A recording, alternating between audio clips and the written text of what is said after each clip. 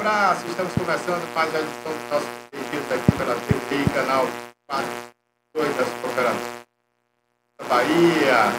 Hoje é dia do Brasil, é uma festa aí. A questão aí de todo o Brasil. Estou com áudio aí? Ok. Bom, gente, então hoje a gente vai conferir aqui, conforme prometemos, né, tudo sobre as eleições, quem ganhou, quem perdeu, quem deixou de ganhar. A gente vai comentar aqui daqui a pouquinho, aqui em nosso programa, hoje com a participação do nosso querido Carlos Sodré, cônsul da Costa do Marfim aqui no Brasil, ele que também é radialista, é uma figura notória e importante na política. Convidamos ele para comentar hoje esses resultados aqui da Bahia. Quem deixou de ganhar, quem venceu, quem mais ganhou nessas eleições. A gente vai falar disso tudo aqui no nosso programa. E hoje também é dia do PQP com a Toné, nossa querida jornalista Maria Antonieta. Bom dia, Toné. Qual o PQP de hoje? Bom dia, Barbosa. Bom dia a todos. É o rescaldo aí das eleições municipais 2024. Pode não ter agradado a uns, mas para outros estão celebrando. Mas é vida que segue. Vamos marchar.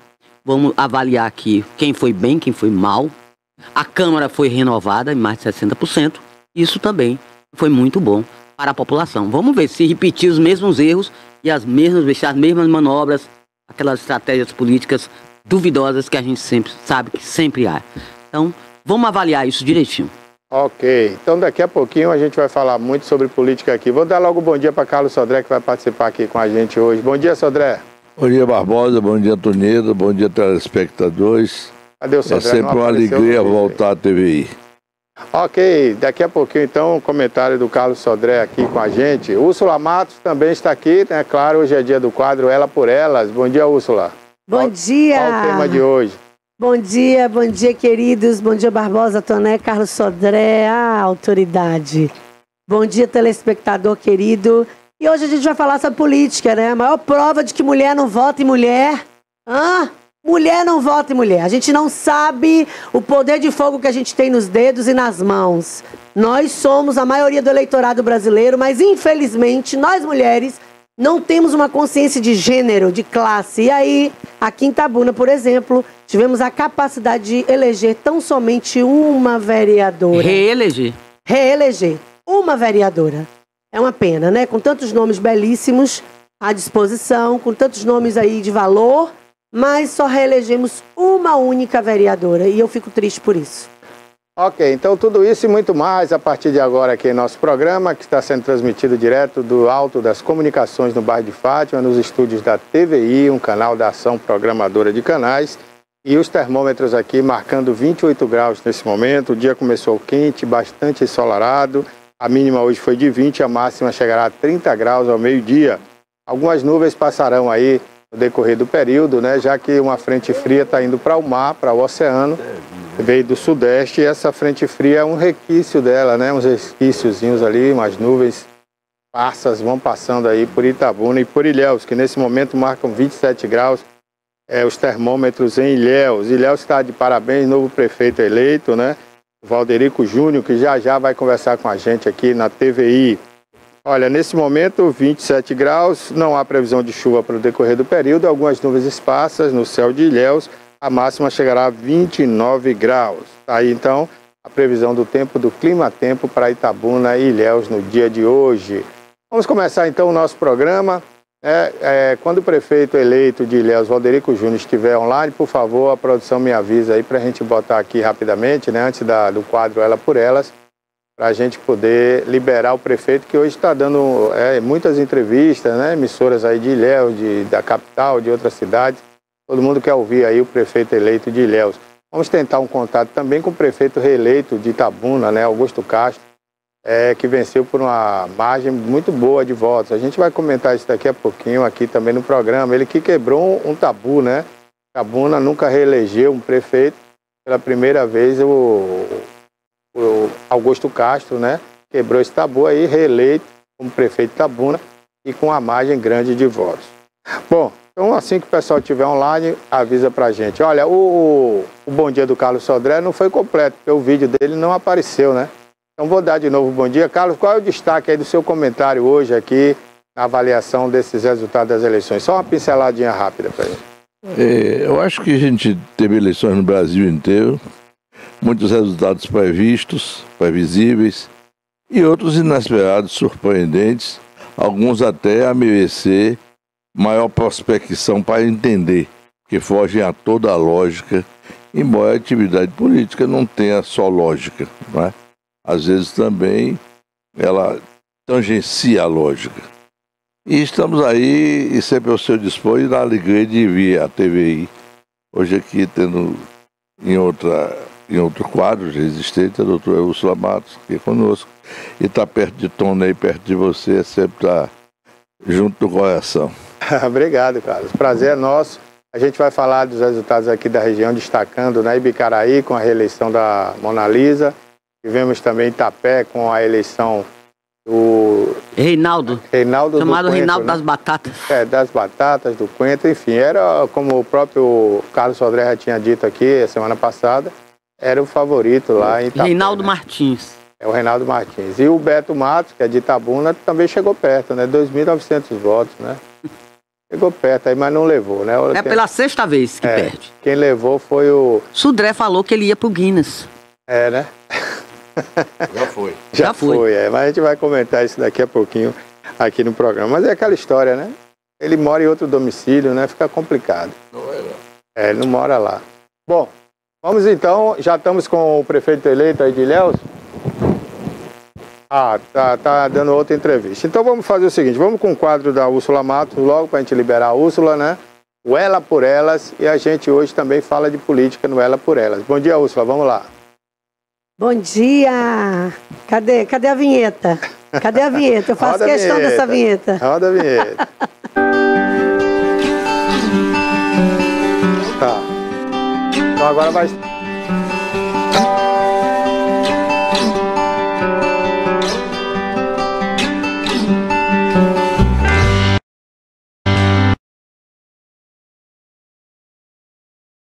Bom dia, querida telespectadora da TVI. Bom dia, Toné. Bom dia, Carlos Sodré, autarquia do meu lado, hein?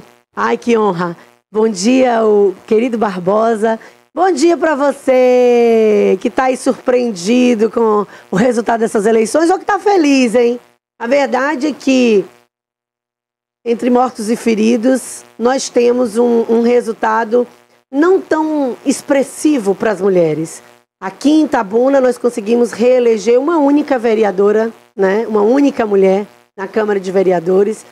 E para mim isso é motivo de tristeza, porque tínhamos aqui nomes belíssimos, mulheres valiosas com uma carreira de integridade, com trabalhos sociais, a exemplo da Tia Ró, né? A exemplo da missionária Raimunda, a exemplo da Andréa Peixoto, a exemplo da delegada Lisdele e tantas outras aí que colocaram o seu nome à disposição do eleitorado feminino de Itabuna. Engraçado, nós somos a maioria do eleitorado brasileiro e em Itabuna não foge a regra. Nós somos a maioria do eleitorado itabunense. No entanto, essa é a maior prova de que mulher não vota em mulher. E eu fico cheia de dúvidas. Por que não conseguimos emplacar nomes, né, a fim de que propostas de gênero, propostas voltadas para a nossa classe, para o nosso sexo, para a nossa comunidade feminina, não feminista, feminina. Por que a gente não consegue emplacar? E hoje, já que eu estou aqui do lado de uma grande autarquia, um cientista político, então eu vou me utilizar, vou explorar bastante dele. Eu quero saber da opinião de Toné, mas quero saber, em primeiro lugar, a opinião de Carlos Sodré. Por que, Carlos? Por que mulher não vota em mulher? Por que a gente não conseguiu emplacar outras vereadoras, outros nomes femininos tão lindos aí, tão expressivos na cidade, na Câmara de Vereadores de Itabuna? Bom dia. Bom dia, Úrsula. Eu acho que é preciso vocês aprofundarem bem o exame disso. E essa é uma boa oportunidade para, digamos assim, dar o start nessa direção. Porque, veja bem, o tempo de se dizer de forma jocosa e indelicada que mulher, quando uma beija a outra porque não pode dar uma mordida, já passou. Verdade. O assunto é diferente. O assunto de ser tratado com seriedade, porque as mulheres representam hoje um contingente tão expressivo, não apenas do ponto de vista demográfico, estatístico, quantitativo, mas por sua participação cada vez mais crescente, cada vez mais positiva e cada vez mais esplendorosa na vida da sociedade como um todo. E na economia, no trabalho, por exemplo, corporações que são dirigidas por mulher. A Petrobras, por exemplo, hoje é presidida por uma mulher. Sim. Para dar um exemplo assim, numa dimensão tão elevada.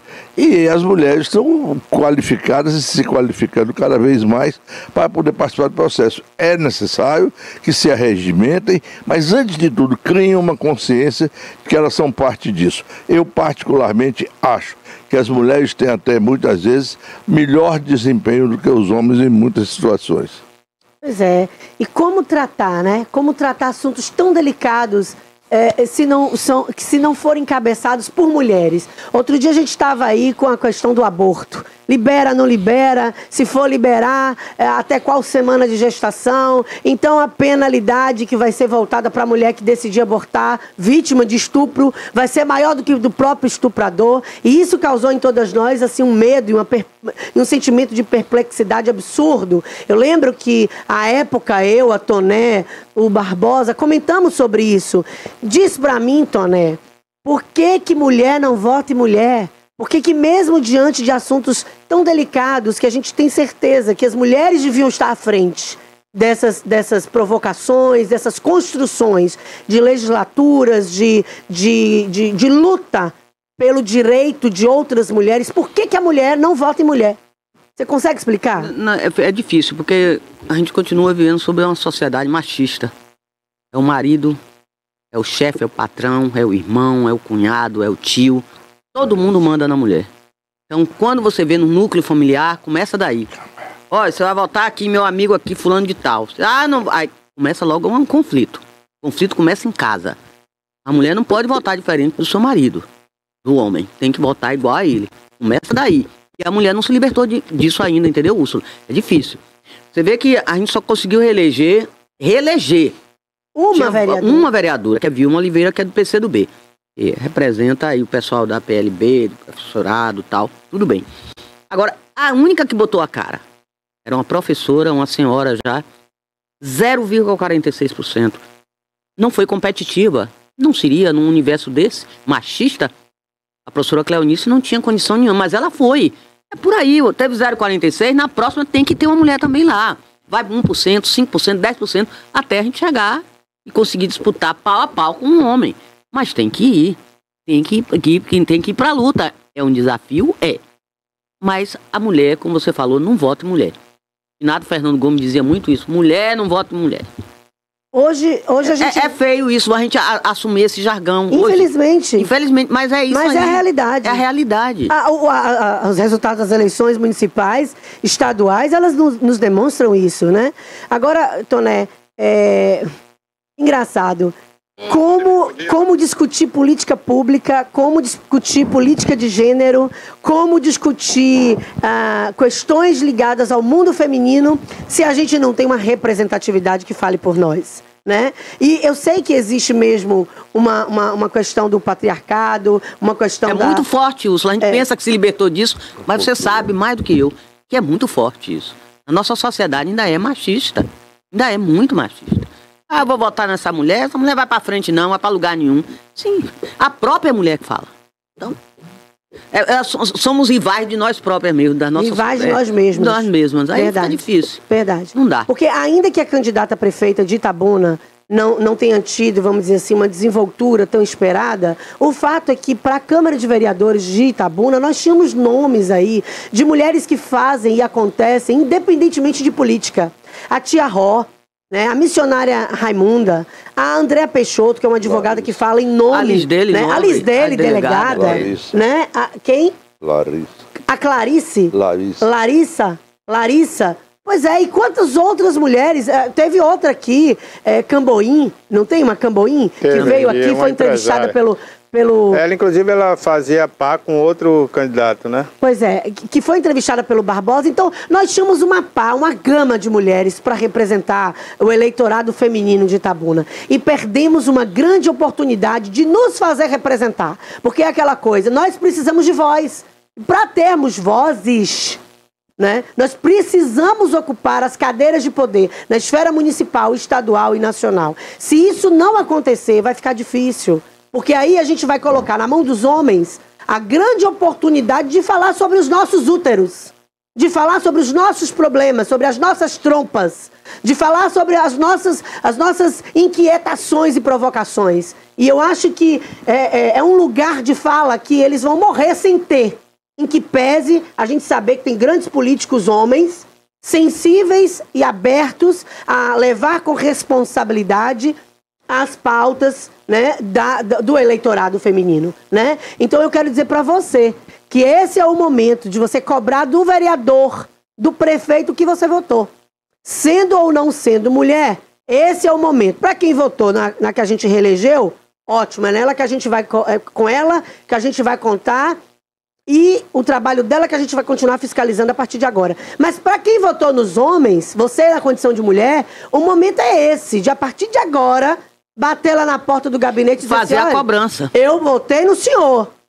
E a pauta feminina, e aí? E os direitos... E a violência doméstica aqui no âmbito municipal? E a violência de gênero? O que a gente vai fazer com essa lei que o ano passado aí saiu da gaveta? Né? Que todos os estabelecimentos comerciais de Itabuna, para terem um alvará de funcionamento, precisariam colocar cartazes falando sobre a violência de gênero, violência doméstica, falando sobre o Disque Denúncia, né? Disque 180, Disque 190. Eu não conheço uma loja, me perdoe se eu estiver falando alguma besteira aqui, se da última vez que falamos para cá, os cartazes foram fixados nas lojas, me perdoe. Mas eu não conheço uma loja no Centro Comercial de Itabuna ou na Cinquentenário de Itabuna que tenha cartazes falando sobre essa lei, que foi sancionada por Augusto. Quer dizer, o que adianta sancionar e não fiscalizar, e não tirar do papel? E do ano passado para cá, diversos alvarás foram expedidos para que esses estabelecimentos continuassem funcionando. Então a gente precisa não só votar, mas fiscalizar e cobrar. Então esse é o momento. Eu vou continuar sem entender por que mulher não vota em mulher. Eu vou continuar sem entender. Em que pese muitas de nós não se sentir confortável ou representada pela única mulher candidata a prefeita da cidade, ok. Mas tínhamos diversos nomes aí concorrendo às eleições da Câmara de Vereadores. Seriam talvez mais competitivas, talvez, né? Sim, mais preparadas, disputa dessa fechada, a gente, não é, poderia ser. Agora, tem um exemplo bom aqui no sul da Bahia, Bicaraí. Mona Lisa Tavares foi reeleita com 61,45%. Em Léo nós tivemos uma candidata mulher, que foi a Adélia, perdeu para o Valderico Júnior. E Piauí, mas lá ela não era nem a representatividade de Adélia, não por ser a mulher. A representatividade dela é pelos apoios políticos que ela teve. A competitividade dela estava resumida nisso. Não por ela ser a figura dela feminina. Tá entendendo, Úrsula? Não foi. Porque ela teve apoio do governo do estado muito alto. Teve apoio do ministro da Casa Civil, de Rui Costa. Todo mundo veio em Léo não sei quantas mil vezes. Verdade. Aí para dar apoio a ela. Verdade. E ela perdeu. Mas ela botou a cara e foi. Sim. Mona Lisa foi reeleita. Agora eu não sei em Ubaitaba, Barbosa, que era Gracinha e Beda, mulher, não sei quem ganhou. Quem ganhou? A Gracinha ganhou? O Baitaba foi e Piauí também. A Gracinha ganhou. Vitória da Conquista, a mulher reeleita. A Sheila também foi reeleita. E Piauí foi a Larissa, a atual prefeita. Não, a nível de carga executiva, acho que as mulheres não podem reclamar, não. A gente já chegou à presidência da República. Mas é muito pouco ainda, Barbosa. Mas, olha... Muito inexpressivo. A gente já chegou à República aqui no Brasil, no Chile, no México, na Argentina. A Argentina acho que foi até primeiro que o Brasil, né? Sim. Então há cargos importantes e Isabeleta, né? Aqui nós já tivemos várias mulheres eleitas, não só na presidência da República a nível mundial, mas aqui no Brasil também como prefeitas, né? Nós tivemos muito. Nós tivemos Marta Suplicy, era Undina, né? Na Bahia tivemos Lídice da Mata. Era Undina. Lídice da Mata há 20 anos. Quem diria que uma mulher naquela oportunidade ganhasse? Só que na época ela não aproveitou a oportunidade que teve, se queixou do carlismo, né? Mas enfim, Salvador amargou a gestão dela e talvez por isso, de lá para cá, não votou mais em mulher, nem candidato da oposição, né? ou do PT, que hoje o PT não é oposição mais, né? O PT é situação. É situação. Mas, como eu disse aqui, o eleitor, ele aprende a votar e ele sabe votar. Triste é aquele que acha que o eleitor não sabe votar. O eleitor sabe votar. Olha aí Salvador de novo, o prefeito Bruno Reis fez um bom trabalho, foi bem avaliado, foi reeleito. Sim. Mais de 70%. Com uma grande vantagem. Na Bahia, o governo do estado é petista, está trabalhando, está há quanto tempo no poder já? Né? Mais de 20 anos. Nós então, assim, o eleitor, ele sabe 18 votar. anos. Agora, aqui em Itabuna, a avaliação que foi feita, né, em relação ao prefeito Augusto Castro, avaliou que ele foi um bom prefeito, então, porque ele foi reeleito. Agora vamos ver, né? Mas a mulher candidata foi muito inexpressiva, né, Úrsula? Foi? Muito, muito. E a quantidade de vereadoras poderia ter sido maior. Bem maior. Só nos uma. representando. E reeleita. Foi, assim, uma vergonha. Reeleita, não teve nenhuma novidade. Uma mulher na Câmara de Vereadores. Na verdade, talvez uma mudança na legislação seria muito interessante. Hoje a gente já tem uma mudança. Não me vê com esse negócio de cota. Tem que já tem as olha, cotas. a verdade é que se não for assim, não vai. Não vai. Já tem uma questão de assim cota. Não está indo. Pois é, assim não está indo. Quanto mais 100. Você está entendendo? Então tem situações que a gente só resolve mesmo. Muita gente na época falou sobre as cotas dos negros das universidades. Gente, nós só tínhamos um caminho para tentar começar a reparar a grande dívida que nós temos com os negros desse país. E um dos caminhos, o start, o pontapé inicial, foi realmente a implementação de cotas. E da mesma maneira será com as mulheres. Se não houver a implementação de cotas, não somente para lançar candidaturas femininas, mas para ocupar cadeiras nas câmaras de vereadores, etc. Se não tiver uma implementação de cota nesse sentido, amigo... Mas tem. Agora o detalhe é o seguinte, não adianta ter cota, Úrsula, e o partido surrupiar a verba de campanha, não dá verba para as mulheres. Exatamente. Muitas reclamaram disso. Muitas não, todas. Ninguém recebeu. Ninguém recebeu verba de partido, todo mundo fez, foi no o fundo partidário, né? Esse fundo partidário, ou o Congresso Nacional tem que rever isso, né? Porque são eles mesmos que administram o dinheiro e eles mesmos que fazem a lei. Exatamente. Então fica difícil, né? Mas eu acho que o Supremo Tribunal Federal, já que ele se mete tanto em tudo, devia ser provocado. Não, ele devia ser provocado junto com o TSE. Não, mas o Supremo é que faz tudo, né? Legisla hoje. O Supremo legisla. Você tem uma ideia, o Supremo Tribunal Federal... o Supremo Tribunal Federal colocou, antes dessa nova lei política, foi o Supremo Tribunal que decidiu que não ia ter mais verba de empresa em campanha. Então, para mim, é o Supremo que decide. Porque se for esperar legislar a favor deles mesmos, eles não vão legislar contra eles mesmos, né? Muitas candidatas de Itabuna reclamaram ao longo da campanha que não receberam qualquer valor do fundo partidário. Quer dizer, quem já tinha dinheiro, porque já estava aí no poder ou que tinha outros meios de angariar fundos para bancar a própria candidatura, ok, ganhou, emplacou. Quem não tinha dinheiro, infelizmente... Lutou de uma forma criativa, diga-se de passagem. Eu acompanhei diversos vídeos, diversos movimentos de diversas candidatas de vereadoras de Itabuna e parabenizo todas elas, porque foram criativas, fizeram de limões limonadas, a verdade foi essa, né? E tentaram ser dinâmicas de todas as maneiras, proativas de todas as maneiras, mas a máquina pública, ela se movimenta com o capilé, amigo. E o capilé não chegou na mão de nenhuma delas. Talvez esse seja um dos grandes motivos pelos quais a gente só conseguiu reeleger quem já estava lá, que foi como é o nome dela? Vilma Si. Vilma Si, mas o povo chama de Vilma, não é? Vilma. É por isso que eu perguntei o nome, porque eu sei que tinha um nome Vilma completo, Si com mas... um nome que o pessoal chama Vilma. O pessoal chama Vilma. E o PCdoB conseguiu botar também Paulinho do banco, né? Então o PCdoB conseguiu fazer 2 vereadores. A gente vai falar mais disso daqui a pouquinho.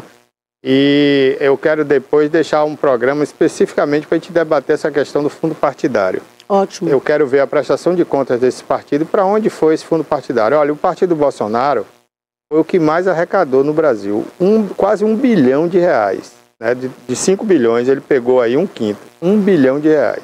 Para onde foi esse dinheiro? Porque para o candidato de Itabuna não veio. Não veio, não. Para os candidatos de Ilhéus não vieram. Para os candidatos de Conquista não foi. Então foi para onde esse dinheiro? Né? Aqui na Bahia ficou na mão de quem? De João Roma?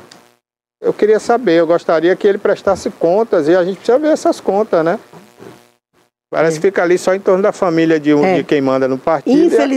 Infelizmente. Muitas mulheres aí de valor, com histórias de valor. Olha, a tia Ró, por exemplo, que candidata a vereadora aqui em Itabuna, tem um projeto maravilhoso, independentemente de política. Ela lida com crianças há muitos anos, ela é conhecida aqui na cidade. Eu fiquei, assim, assustada com a quantidade inexpressiva de votos que a tia Ró teve. Que, na verdade, se todas as mães e famílias que foram contempladas com o projeto social de tia Ró tivessem votado nela, se a igreja que ela frequenta e que ela está lá envolvida com os projetos, tivesse votado nela, possivelmente tia Ró estaria eleita hoje aqui em Itabuna. Mas a verdade é que um projeto tão lindo, tão impactante, na hora do vamos ver, parece ter perdido a expressão ou parece ter sido esquecido, né, pelos cidadãos de Itabuna, por quem foi direta e indiretamente beneficiado por ele. Será que foi esquecimento ou será que porque, infelizmente, não rolou o capilé? Porque a gente fala muito sobre venda de voto, compra de voto, e a gente fica censurando porque sabe que é crime. Mas não vamos ver, amigo, nas últimas 48 horas, o que rolou foi o capilé, viu? Foi o capilé que rolou. E muito. Diga-se de passagem. Teve candidato a vereador aí que comprou muito voto, ou pelo menos tentou comprar, né? 50 antes, 50 depois. Comprou muito voto. Com cesta básica, com cimento, com areia, com pedra, com não sei o quê, com brita, comprou e muito. Tem que ver também o caso da Câmara de Vereadores, que imprimiu muitas bandeiras e cartazes e panfletos e praguinhas, né? Porque 3 gráficos ganharam a licitação durante o período eleitoral. Então isso vai ser revisto aí, né? Eu acho que o Ministério Público precisa atuar nisso aí. Alguém precisa ver para onde foi esse material que a Câmara de Vereadores fez aí, né? Eu acho que se houvesse uma apuração, inclusive, Toné, sobre esses crimes eleitorais, fosse levado a sério isso, eu acho que ia abrir vagas aí. Muita gente perderia a cadeira. Muita gente perderia a cadeira. Muita, aí, porque o negócio foi feio, viu? Foi escancarado. Foi escancarado. Ninguém escondeu. Aqui a Justiça Eleitoral só se preocupa com isso o que eleitor. eu ia falar, Barba, você tinha uma observação, se o puder pode falar também sobre isso. A Justiça Eleitoral aqui estava de olhos vendados.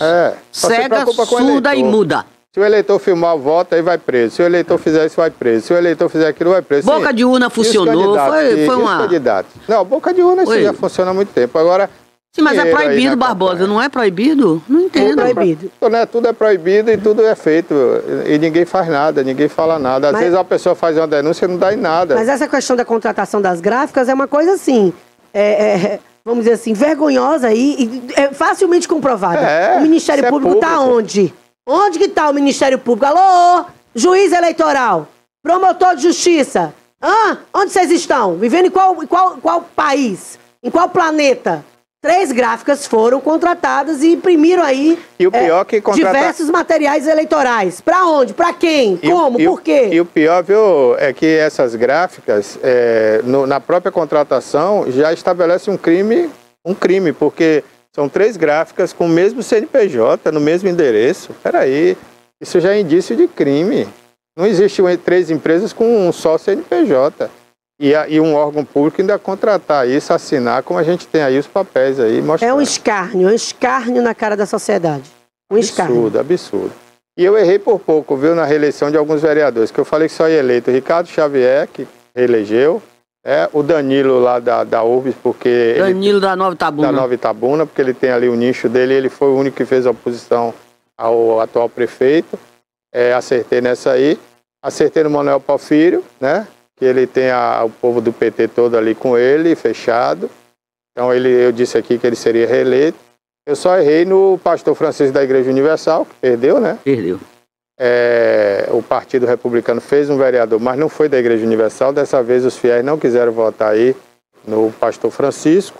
E errei também mais um vereador aqui. Acertei que foi o Ronaldão, que eu falei que ele era eleito por causa do jogo do bicho. Poderia até perder. Foram apenas 9 reeleitos. Poderia até perder por causa do Júnior Bileco, mas acabou vencendo também. Então, venceram os 2, né? Acertei nesses 4. Errei no Erasmo, eu não apostaria que Erasmo se reelegeria, né? Até por as coisas que ele andou fazendo aí de errado na gestão da Câmara. E também errei aí aquele da saúde, né? Que eu achei que ele também não se reelegeria. Silas? Não, porque Silas foram não. eleitos 2 caras da saúde. Agora Então não tem 3 ligados à saúde. Luiz Júnior da saúde, José Carlos da saúde e Silas da saúde. Esses 3 foram eleitos. Quem conseguiu se reeleger, amigo, não foi por causa de fundo partidário. Não. Foi porque já estava com uma estrutura financeira extremamente organizada. E também sua comunidade, sua base na sua comunidade, Sim, né? na base, na comunidade, os serviços que foram prestados. Aproveitar e pedir a opinião de Sodré sobre a Câmara de Vereadores de Itabuna, né? Que tivemos aí 9 vereadores que vão continuar lá, 9. E semelhante a Ilhéus, né? De 21, 9 foram aprovados aí pela população. Eu acho que houve uma renovação muito expressiva. Historicamente, não tem acontecido isso. Em todas as eleições, sempre se prevê grandes taxas de renovação. Mas nunca ocorre. Desta vez houve. Desta vez houve. É sinal de que o povo prestou muito bem atenção, digamos assim, a condescendência, a leniência da Câmara com o Executivo, que é algo espantoso. O povo prestou atenção e fez sua parte. Agora, você acredita, Sodré, que nessa nova gestão do Augusto Castro, ele vai fazer a mesma composição na Câmara que fez na Câmara passada, pegar 99%, porque só ficou o Danilo fora, né? Ele vai ter ali os 20 vereadores de novo com ele fechados, como era no outro governo? Será que ele consegue? Se tiver algum macarrão muito duro aí, nada que uma água quente não amoleça. É isso aí, Sodré com a sua sabedoria, né? Para o bom entendedor, meia palavra basta, né, Toné? Bom, Úrsula aí concluindo aí, Úrsula, então, né, o quadro Ela por Elas, Úrsula aí protestando, né, com razão. Hoje, a falta um minutinho, eu queria só um minutinho antes aqui, viu, Úrsula, você permite? Fazer uma relembrança aqui. Que saudade a gente dá do tempo em que a gente tinha e teve como vereador em Itabuna, vereadoras. Por exemplo, Dona Tassiana Pinto. Rita Fontes, né? Rita Fontes.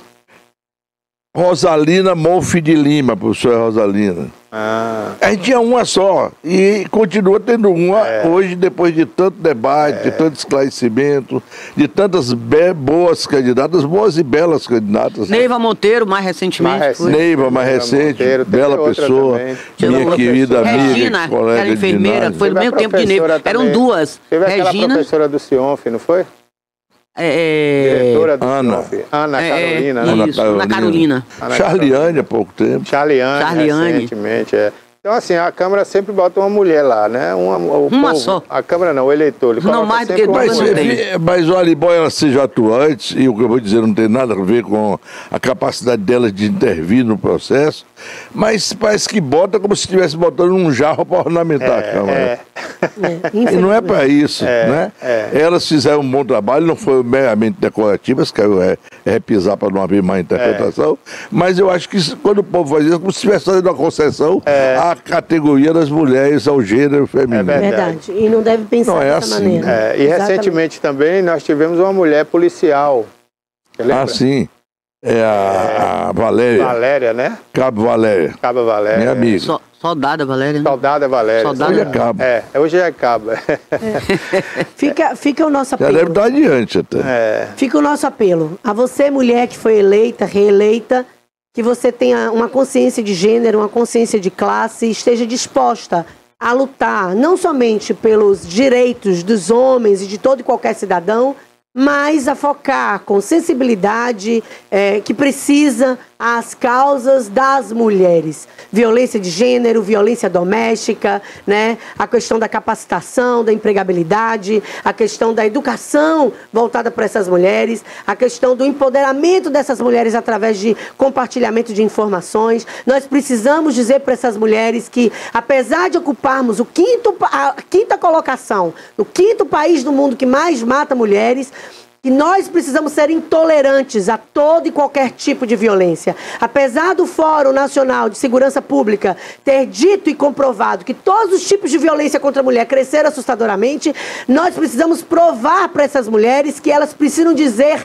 não à violência, quebrar o silêncio, denunciar. Portanto, você que foi eleita, você mulher que foi eleita e que agora tem uma grande responsabilidade de nos representar, seja em Piauí, seja em Itabuna, seja em Ilhéus, seja em Ubaitaba, Úrsula, desculpa interromper. Lembrando que daqui a 2 anos temos novo pleito, nova batalha. Sim. E aí já é a nível nacional, é bom. Cargos tem cá aqui do Estado a deputada e deputado estadual a federal. Sim. Cadê as mulheres? Vamos ver a presença feminina aí. Vamos ver. Que é importante. Ver. Precisamos. E você, homem que foi eleito, eu quero dizer a você, você saiu de um útero. Portanto, também tem a responsabilidade de encarar as pautas femininas com a mesma seriedade e sensibilidade que qualquer uma de nós, mulheres, encararia. É preciso que você veja as pautas e as políticas públicas voltadas para a mulher com o carinho que se olha para sua filha, para sua esposa, para sua mãe e para as mulheres que lhe cercam. Porque não é possível que a gente vai continuar ocupando o 5º lugar do mundo que mais mata mulheres. Não é possível que o 19º Fórum Nacional de Segurança Pública, que será feito agora em 2025, continue nos indicando que todos os tipos de violência contra a mulher cresceram. Por quê? Porque nós não temos homens na esfera municipal, estadual e nacional combativos e responsáveis com as pautas femininas. Eu não estou falando de pautas feministas, tá? Olha lá, hein? Eu estou falando de pautas femininas. Estou falando de pautas voltadas para a maioria do eleitorado brasileiro. Portanto, fica aqui o meu apelo. Olhe com responsabilidade, com sensibilidade para tudo aquilo que envolve o mundo feminino. Olhe com a responsabilidade, com carinho que você enxerga a sua mãe, a sua esposa, as suas filhas e as mulheres que estão ao seu redor. É isso. Uma boa sorte a todos vocês. Obrigado, Úrsula, e até a próxima semana. Até.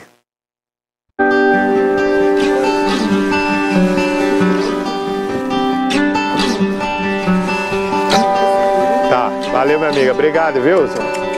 Nós vamos começar por Ilhéus.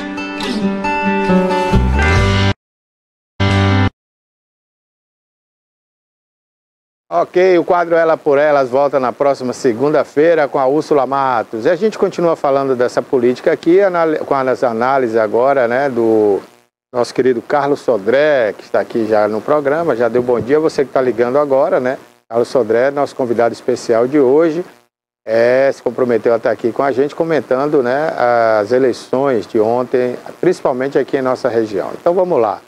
Vamos começar aí com essa análise aí. A gente por Ilhéus? Agora... Vai começar por Ilhéus? Vamos começar por Ilhéus, né? Ilhéus, tivemos aí a teimosia, né, do atual prefeito em colocar o seu próprio candidato, mesmo com o conselho e o pedido aí do Otto Alencar e do pessoal do PT para retirar aquela candidatura, né, e apoiar a Adélia. Porque faziam parte, era base aliada, né?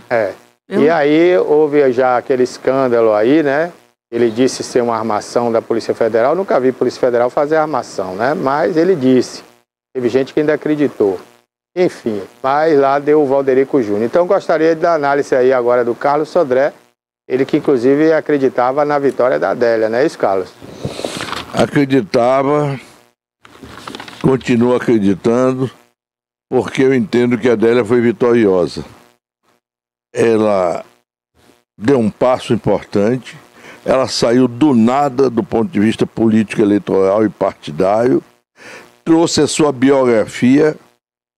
Eu disse aqui, vou usar a mesma expressão, ela preparou a massa do bolo com o seu currículo, com a sua presença, sozinha com o diretório do partido, que ela já chegou maior do que o partido por causa da sua história. Ela foi ampliando, dominou as pesquisas o tempo inteiro, se é que as pesquisas tenham retratado bem, mas ela sempre esteve numa posição privilegiada na corrida sucessória. Ela formatou o bolo e quando o governo chegou, através de seus próceres políticos e da força da gestão, chegou depois, para colocar a glace do bolo. Diga-se de passagem. Eu ontem estive lá em Ilhéus, vi muito entusiasmo em torno de sua candidatura.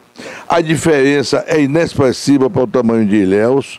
Eu acho que ela apenas pisou no palco. Ela começou a brilhar. E ela não sai derrotada, ela sai vitoriosa pelo que ela conseguiu erguer e plantar para o futuro. Se eu pudesse fazer uma previsão, eu diria: se ela, que tem currículo e qualificação para grandes cargos da República, não for requisitada para uma missão importante, o que muito será importante para a Bahia, para o sul da Bahia, particularmente, ela pode vir a ser candidata, por exemplo, a deputada federal na próxima eleição, representar muito bem o segmento feminino, poder ser uma deputada brilhante e interromper o seu mandato e ser a próxima prefeita de Ilhéus, à altura do que Ilhéus precisa. Ilhéus há muito tempo que não tem um prefeito da altura das suas tradições, da sua relevância, que é uma capitania hereditária antiga e que ao longo do tempo veio aí construindo grandes coisas, mas eu diria que de Antônio Olímpio para cá a gente tem tido pouca sorte com administrações tão qualificadas e eficazes. Então eu não sei, desejo ao novo prefeito que cuide bem de Ilhéus, aliás, esse é o seu dever, de ser prefeito dos que votaram dele e dos que não votaram também, mas eu continuo achando que a Adélia. Fiz a ela uma mensagem, lembrando Machado de Assis, eu escrevi para ela ontem: algo sempre escapa ao naufrágio das nossas ilusões. Ela saiu com honra, ela saiu com grandeza, ela saiu com galhardia e saiu com a consciência tranquila de que fez por sua terra o melhor que ela podia fazer. Sacrificou até certo ponto a carreira dela, a sua vida pessoal, para servir a Ilhéus. Ilhéus, se não percebeu isso com toda clareza, vai perceber, porque Roma não se fez num dia, nem Ilhéus também. Agora, vocês não acham, Toné e Carlos, né, que a teimosia aí do atual prefeito em manter uma candidatura, ele que é da base do governador, né, da base do presidente Lula, junto com Otto Alencar, ajudou a derrotar a candidata da sua própria base, né, e do PT? Eu acho que os mistérios insondáveis da alma humana, da cabeça de um político. Uma vez o senador Luiz Viana Filho, ex-governador, me disse: meu filho, você não sabe o que vai dentro da cabeça de um candidato ou de um político. Não é? É isso aí, não sei o que é que ele calculou. Talvez ele estivesse querendo estabelecer um cacife para negociações em algum momento. E parece que até depois da eleição, porque ele não retirou a candidatura. Ele não retirou. Embora eu tivesse uma informação de fonte fidedigna de que o candidato dele estaria aí na altura dos 12 pontos na véspera de acontecer a operação. E se evoluiu para 16, de alguma forma 4% podiam ter sido oferidos. Mas ele ficou com 6, isso aumenta 27%. 16. Mas aí aumenta isso, de certa forma, dificultou que o lado, vamos dizer assim, mais afeiçoado, mais ligado ao governo, pudesse ter ganho a eleição, que seria bom para Ilhéus. Né? Lá em Ilhéus o governo estava apostando na pessoa certa. Eu vejo assim que a Adélia era um nome, mas não era competitivo. Como eu falei, tinha a competitividade dela, estava atrás do respaldo que ela teve. Os apoios fortíssimos que ela teve. O apoio do governador, o apoio do ministro. Então ela teve, do Jacques Wagner, ela teve muito apoio. Isso foi importante. Ela teve nomes para apoiar nela. Até porque, Sudré, o problema é que ela vem de uma vida do universo acadêmico, não tem nada a ver com populismo. Ela entrou aí, entrou de gaiata, mas tentou. Ela fez a parte dela.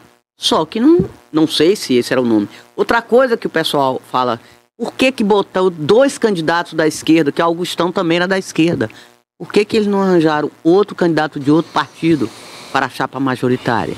Augustão, não sei qual é o partido, mas é também da base. Mas o ideal seria o candidato indicado pelo Bento para ser o vice. Pelo Bento não, pelo prefeito, né? Mas o prefeito, diante dessa situação da Polícia Federal, que não é de agora. Inclusive eu tive ontem uma fonte me informando, Toné, que essa operação, a visita que a Polícia Federal fez na casa de Marão e agora por último com Bento, já foi fruto de uma delação premiada que foi feita pelo... E já vinha há algum tempo, não foi agora? Já vinha há algum tempo, desde o ano passado. Foi feita uma delação premiada esse ano agora pelo Fábio Manzi, que foi secretário de Turismo. Ele disse que não ia assumir o BO sozinho e aí foi lá e delatou mesmo. Então, isso é um processo que já vem de algum tempo. Então, me parece que se segurar no poder seria uma forma, na cabeça do Marão, né, e do Bento, de se livrar de uma cadeia lá na frente. Talvez seja isso, né? Porque você vê que nem o Otto Alencar veio a Ilhéus apoiar o candidato do partido dele. É, porque ele é do PSD, né? O Otto Alencar não veio a Ilhéus em momento nenhum. E até sugeriu que retirasse a candidatura. E até sugeriu, exatamente. Coisa que é para a pessoa nem ficar. Exatamente. Eu quero até dizer uma coisa. Eu não confundo populismo com popularidade. Não se podia exigir de alguém, não é porque estava ainda sem entrar no processo. A atividade acadêmica dela é de um outro viés. Os políticos que foram citados aí, que vieram a Ilhéus, não importa o que eles são, importa o que eles representam para o povo de Ilhéus e se o povo está disposto a atender um pedido deles. Exatamente. O mais importante é presumir-se que ela, sendo eleita, ela estaria com um governo encastoado. Governo municipal, com o governo do estado, com o governo federal, e que isso redundaria em benefício para Ilhéus e para a região. Esse ponto eu acho que deve prevalece sobre outros quaisquer. Então eu não sei quanto a presença do governador poderia ter sido, digamos assim, que ele já tivesse o crédito. O Rui Costa tem o crédito de obras. O melhor governador para Ilhéus. Exatamente. Então eu não sei até onde foi. Pelo contrário. O próprio governador disse, falou logo, jogou logo. Todas as obras que tem aqui em Ilhéus foram feitas pelo governo do estado. Abriu logo, quando houve a cisão entre Marão e o governo. Quanto a isso, em face do prefeito. Logo. Isso em face do prefeito, Antonieta. Mas entre eles mesmo, foi quem mais fez, foi realmente o Rui Costa. Foi. Então, eu não sei. Eu acho ainda, eu tenho coisas a prospectar. Por exemplo, ninguém está falando em Jabes Ribeiro nisso tudo. Eu não sei onde ele escondeu, entendeu? Onde ele se escondeu e o que ele fez nessa eleição. Mas ele estava apoiando a candidatura de Valderico, não é isso? Não estava do lado de Valderico? Não foi. Ele, igual um outro ex-prefeito Itabuna, também não exteriorizou isso, não. Jabes é da base do PT, a gente sabe disso. Ele foi sabe. O Capitão Azevedo escondido. E o PP está em negociação para entrar na base do governo. Então ele não ia atrapalhar isso. Ele é secretário-geral do Partido do Estado. Exatamente. Entendeu? Eu quero saber onde é que ele botou os votos dele. Se é que tem, onde está. Agora, outra observação, viu, Sudré? Será que se o Bento tivesse desistido da candidatura, ia agregar o quê a Adélia? Com a vergonha com esse escândalo? Não, mas peraí, ele teve quantos votos, Toné? Ele teve... 16... Mais de 16 mil votos, né? 16%. 16% é mais de 16 mil votos. Agora, veja só veja bem, se 3 mil desses votos fosse para... Só bastava 3 mil. Não, se a Adélia tivesse 1.300 votos a mais, não, 3 no confronto com o Valderico, que a diferença foi 2.500. A diferença de número redondo, entendeu? Foi 1.300 ganhava, entre um e outro, entendeu? Olha, faltou pista para o avião dela decolar. Foi. Porque ela estava perdendo por 12, baixou para 10, baixou para 6, baixou para 5, para 3 e terminou em 2 e qualquer coisa. Foi uma vitória apertada de Valderico, foi 2.000 e poucos votos. Exatamente, e Ilhéus é muito insignificante. Se tivesse mais pista... Ela ganhava. É diferente, por exemplo, você falou de Itapé, que foi, acho que Antonieta, que a diferença foi pequena. 800 votos de Itapé é voto demais. Meu pai perdeu a primeira eleição por 8 votos, a primeira eleição do município. É porque é proporcional. E outra coisa, o candidato que perdeu agora, perdeu por 300 na outra, perdeu por 800 agora. Entendeu? Mas é o mesmo candidato, o mesmo nome do Guinness Book? Perdeu lá em Itapé. O candidato que perdeu é o mesmo há várias eleições e agora o adversário que justificava a existência dele. Porque é o seguinte, esse candidato que perdeu e que perde sempre lá, e agora acho que é carta fora do baralho, mas repare bem, ele sempre existiu, porque é o anti-Pedro Jacques, o anti-Pedrão. E Pedrão dessa vez ficou com ele e a configuração da política mudou. Ficou com ele, com o Urbano, né? Apoiou todos juntos. Foi uma muqueca, só faltava o Coentro chegou e deu outra muqueca. Entendeu? Essa foi boa agora. O Coentro saiu da muqueca, né? O Coentro tava fora. Saiu, correu por fora e ganhou a eleição, mas entendeu? na Elton saiu fortalecido, né, Sudé? Sim, claro, o prefeito que apoia é fortalecido. E eu espero que esse prefeito que seja eleito, ele possa fazer uma gestão de gratidão, naturalmente, ao prefeito que o apoiou, sem dúvida alguma, mas que tenha uma postura autônoma. Porque qualquer coisa que ele faça de errado em favor de quem saiu, o CPF é o dele. Ele tem que fazer o seu próprio governo, interagir com todo mundo. Porque as pessoas, quando se elegem, tem que botar na cabeça uma coisa. Elas passam a ser prefeito ou governador, presidente da República, não é de quem votou, não, é de todos. A responsabilidade é com a cidade, é com o município, é com o Estado. Não é? Exatamente. Eu, por exemplo, lhe digo, eu tenho esperança que o novo prefeito de Itapé possa ser um prefeito que faça uma gestão próspera e feliz. Ele tem o maior respeito por ele, pela esposa dele, uma vereadora, foi a mais votada. Mas ela já foi mais votada na outra eleição também, presidente da Câmara, muito bem aprovada. Eles foram, eu não me meti na eleição. Ela foi eleita, né? Ela foi a mais votada eleita. E ele foi bem votado, apoiado pelo prefeito, não interferir, todo mundo sabe disso lá, mas também eu não tinha como interferir se eu não tinha o que defender. Olha, o PSD continua campeão aí na Bahia, né, em número de prefeituras, mas a nível de quantidade de votos de colégio eleitoral, União Brasil saiu muito forte nessa eleição. Ele ganhou Salvador, Feira de Santana, que é o segundo maior colégio eleitoral, Vitória da Conquista, que é o terceiro maior colégio eleitoral. Ilhéus. Lauro de Freitas, que também já é um bom colégio eleitoral. Ilhéus e Bicaraí. Quase ganhou. Mona Lisa. Mas eu estou falando primeiro dos grandes, né? Sim. Aqueles colégios eleitorais de mais de 200 mil votos, né? Ele quase ganhou em Camaçari, mas aí lá ficou na frente o Caetano, né? Que voltou à política e vai para o segundo turno. E teve aí próximo também de ganhar Itabuna, mas no meio do caminho teve aquele problema que ele tirou o Azevedo, que era do partido dele. E aí fica a pergunta, para onde foram aqueles votos que nas pesquisas indicavam que Azevedo teria aí de 8 a 10 mil votos, né? Então talvez esses votos foram espontaneamente, porque Azevedo se apagou. Então esses eleitores devem ter se revoltado e foram para Augusto Castro, porque até ali as pesquisas todas indicavam vitória de pancadinha. Todas as pesquisas que eram feitas, inclusive pelo próprio Augusto Castro. Depois daquele episódio, a Jornal à Tarde fez uma pesquisa com a Quest, que muita gente duvidou. Com a Atlas. Foi com a Quest. E aí, Atlas, Intel. O Augusto Castro já tinha virado em cima de pancadinha com a diferença boa, né?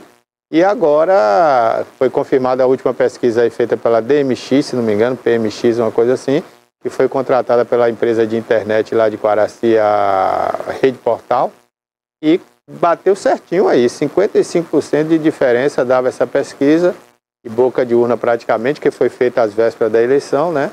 E bateu certo com a vitória do Augusto Castro. Então, tudo indica que essa virada começou ali naquele episódio de ACM Neto com Azevedo. Eu acho que não foi de boa habilidade ali do ACM Neto. O que é que você acha? Barbosa, eu quero lhe dizer o seguinte, que como advogado eu sempre raciocinei assim, decisão de juiz não se discute, se cumpre, a gente recorre. Como político eu sempre pensei o seguinte, quem ganhou, ganhou e eu respeito porque é a vontade do povo.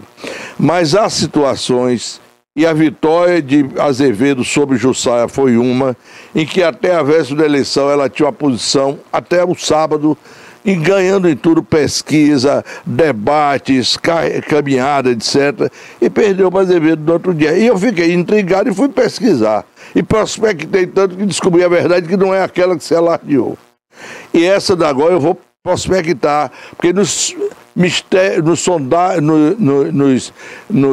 dizer assim, nos desvãos da política, nas entranhas da concepção deste projeto de dominação política que se evidenciou nos resultados, tem alguma coisa aí que eu vou descobrir, nem que eu bote minha experiência de quase 70 anos para poder mergulhar. para entender, porque tangencia a lógica. E eu não estou discutindo o resultado, é isso aí, o povo ganhou, e quem governa tem de governar melhor, porque foi muito sofrível a gestão que se encerra. É isso aí. Então, recapitulando, né, a Semineto União Brasil na Bahia ganhou em Salvador, Feira de Santana, Vitória da Conquista, Como é que está Jiquié? Olha aí. Ilhéus e Teixeira de Freitas, as maiores cidades em termos de colégio eleitoral, né? Mas, além disso, ganhou em outras. Foram 44 ao todo na Bahia. Então, a Semineto se fortalece muito para 2026. A gente vai falar daqui a pouco sobre isso. Inclusive, eu vou querer sua opinião sobre 2026, que começa agora, né? Claro. As eleições de 2026. Eu queria, Barbosa, só que confiamos aí, Jiquié, que parece que o prefeito foi reeleito com a maior taxa, 90 e tantos por cento. Vamos mostrar daqui a pouco. Vamos ver aí o Vamos partido. mostrar daqui a pouco a relação na Bahia de todos os candidatos que venceram as eleições. Me parece que o Valderico Júnior já está online com a gente, será? Bota na tela assim que ele estiver online aí, por favor. Ah, já está. Valderico, bom dia, parabéns, né? Você eleito o novo prefeito de Ilhéus, parabéns de todos nós. Eu queria começar já perguntando para você, qual será a sua primeira ação no município de Ilhéus o ano que vem? Obrigado, Barbosinha, sempre um prazer estar aqui falando com vocês. Eu me sinto realmente em casa quando eu estou aí nessa emissora e é um prazer imenso estar falando com vocês. Então, assim, realmente o Ilhéus vai precisar passar por uma reconstrução. A gente entende que todas as áreas estão precisando de uma atenção especial. Então, os nossos 100 primeiros dias serão de muitas atuações. Os 100 primeiros dias vão ser com fortes implementações. Eu tenho falado muito com a Semineto, com o Bruno Reis, referente a isso. O quanto que a gente precisa inventar um choque de gestão nos 100 primeiros dias. Ilhéus não tem nenhuma área hoje que está habilitada que a gente vê assim, já é destaque. Não, pelo contrário, precisa de uma atenção em todas elas e é em cima disso que nós vamos trabalhar. Vamos trabalhar para que nos 100 primeiros dias já possa mostrar à população de Ilhéus um novo método de fazer política, um novo método de governar a cidade. Então, né? Bom dia, Júnior. É um prazer falar com você. Meus parabéns. Boa sorte. Agora eu queria saber se teve uma influência no seu trabalho do seu pai. Seu pai foi prefeito, mas seu pai era bem popular. A popularidade era inegável. Mas você foi considerado desde o início um candidato da elite. Como você fez para furar essa bolha? Foi trabalhoso, foi difícil? Meu pai é meu pai, eu amo de paixão e tenho total referência. E a gente tem que aprender com os erros e acertos de todas as pessoas, não só dele. Eu parei para analisar todos os políticos que passaram por nossa cidade, né, e por nossa região, com os erros e acertos, para a gente poder não errar daquelas formas mais e poder fazer diferente. Mas a popularidade de meu pai é inegável, tem quem goste, tem quem não goste. A gente tem que aproveitar o que é bom de cada pessoa e, claro, usar isso a favor da gente e descartar as partes negativas para que a gente possa sempre estar em evolução. Eu busquei isso, apesar de ser considerado, né, por algumas pessoas aí que não me conhecem, ficam falando de mim porque não me conhecem, da parte elitista, mas eu sou muito popular, eu sou um cara que gosto de gente, eu gosto de estar com gente, eu gosto de me relacionar com qualquer tipo de pessoa, sem ver cor, idade, religião, sem nada. Eu gosto de gente, então isso nos ajudou muito a estar próximo da população e não foi um trabalho de 20 dias, 40 dias, 60 dias. A gente vem sendo assim uma vida. Então quem me conhece de verdade sabe o quanto verdadeiro eu sou e nessa parte principalmente. É isso aí. Ô Júnior, Ilhéus agora você tem a oportunidade de administrar, né, mas sem o apoio, institucionalmente falando, né, na política do governador do estado. Você é oposição ao governador que vai tentar a reeleição daqui a 2 anos. O que é que você espera do governo do estado em relação à sua gestão a partir de janeiro? Eu não tenho dúvida que a gente ganha com o nosso grupo, a gente ganha com o nosso eleitorado, mas tem que administrar para todos. Nós temos que ter capacidade de dialogar, de conversar, de construir. Vou citar o exemplo de Salvador, né, com a Semineto, com Bruno Reis, que é oposição ao Estado, do mesmo partido que o meu, né, são referências para mim, e que só quem ganhou com isso foi a população de Salvador. O governo do estado atuando, o município atuando, fazendo a sua parte, só a população teve excelente governo, tanto na parte com a CM agora com o Bruno, que tanto é que a aprovação gigantesca, e Ilhéus não será diferente. Nós faremos com certeza a melhor gestão da cidade de Ilhéus, independente do governador que ali esteja, porque a gente tem que pensar com pessoas. Na hora de sentar na mesa para discutir com o governo do estado, nós vamos discutir por Ilhéus, não por ideologia partidária. Ok, então, né? Veja bem, Valdir, você tem 36 ou 37 anos? 7. 37. O daqui tinha, o Pancadinha tinha 36. Tinham realmente duas pessoas representativas da renovação. Como você avalia essa responsabilidade que você vai ter como jovem, com 37 anos, para gerir o destino de uma cidade como Ilhéus? Complexa. Não, com certeza. A gente vem se capacitando e me sinto preparado para fazer um excelente governo. Tenho pessoas da minha equipe, cada um em sua área, com capacidade técnica suficiente para poder administrar esse processo em Ilhéus. Eu quero ser o mentor desse processo. Nós teremos, sim, uma gestão qualificada, né, pensando sempre na parte técnica para evoluir o nosso município. Eu não tenho dúvidas que, ao lado das pessoas que eu tenho, ao lado dos exemplos políticos que nós temos, tanto com a CM, quanto com o Bruno Reis, como aqui também amigos como Vinícius, de Guararema, tem Tiago Bitney de Una, são jovens que também se colocaram à disposição para estar nos ajudando, fazendo esse processo. E a gente conhece o município como ninguém, por ter sempre vivido aqui, ter construído grandes amizades, velhas amizades, onde a gente está nesse processo, fazendo uma aproximação e levando de verdade para quem precisa. Nós temos que fazer um governo realmente para quem precisa. E é em cima disso que nós vamos estar atuando. Ô Valderico, agora é diferente, né? Porque você agora é o prefeito eleito, né? A partir de agora, cuidar da transição e ver a realidade da cidade. Agora, eu te faço uma pergunta.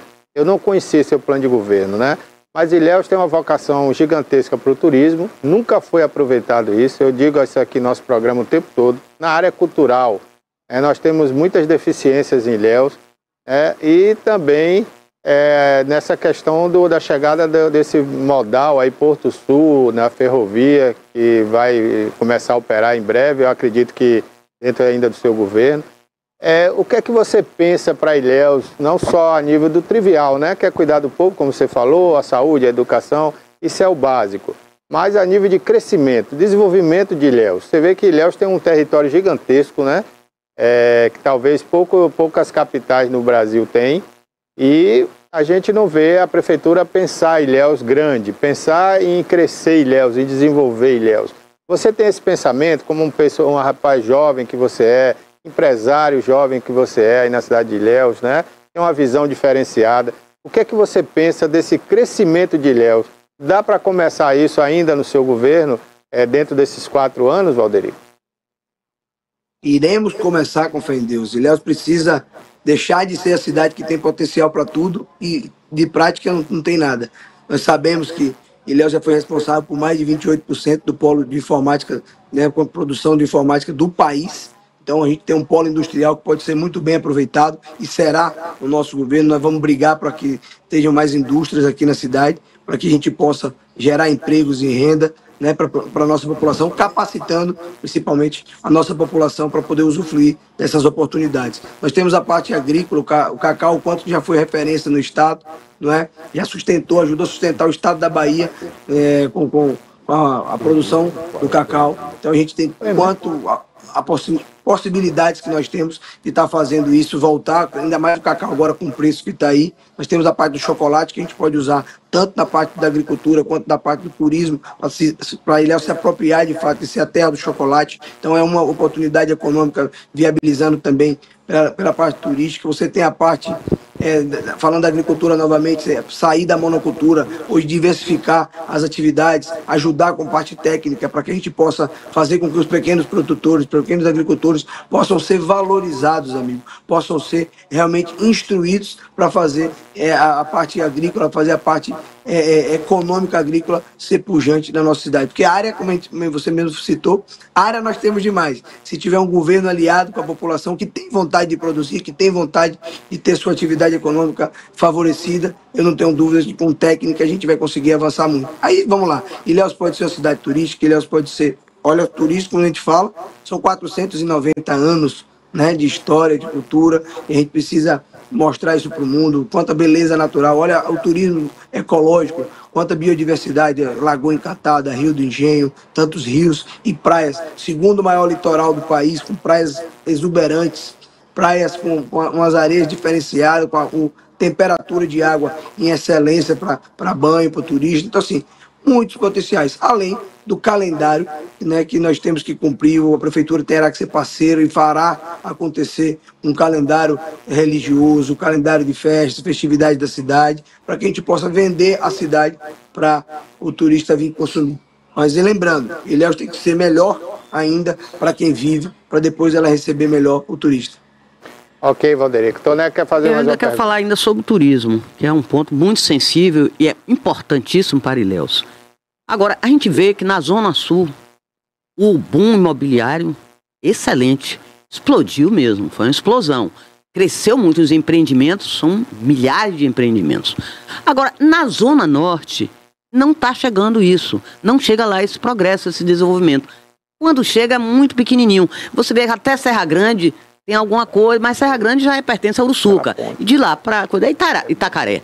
Agora eu digo, Mamuã, Túlia. Não falo, sim, tem outra coisa, o São Domingos, que agora o pessoal lá para Tamara, que tem aquele problema da erosão, que está acabando com a praia de São Miguel ali. O que você pretende fazer e atrair para aquele lado empreendimentos imobiliários para melhorar realmente a performance turística da Zona Norte? E por sinal, digo de passagem, são uma das melhores praias que nós temos no nosso extenso Paradisíaco, lindas, belíssimas. Paradisíaco, exatamente. Eu aproveito sempre que posso levar minhas filhas lá.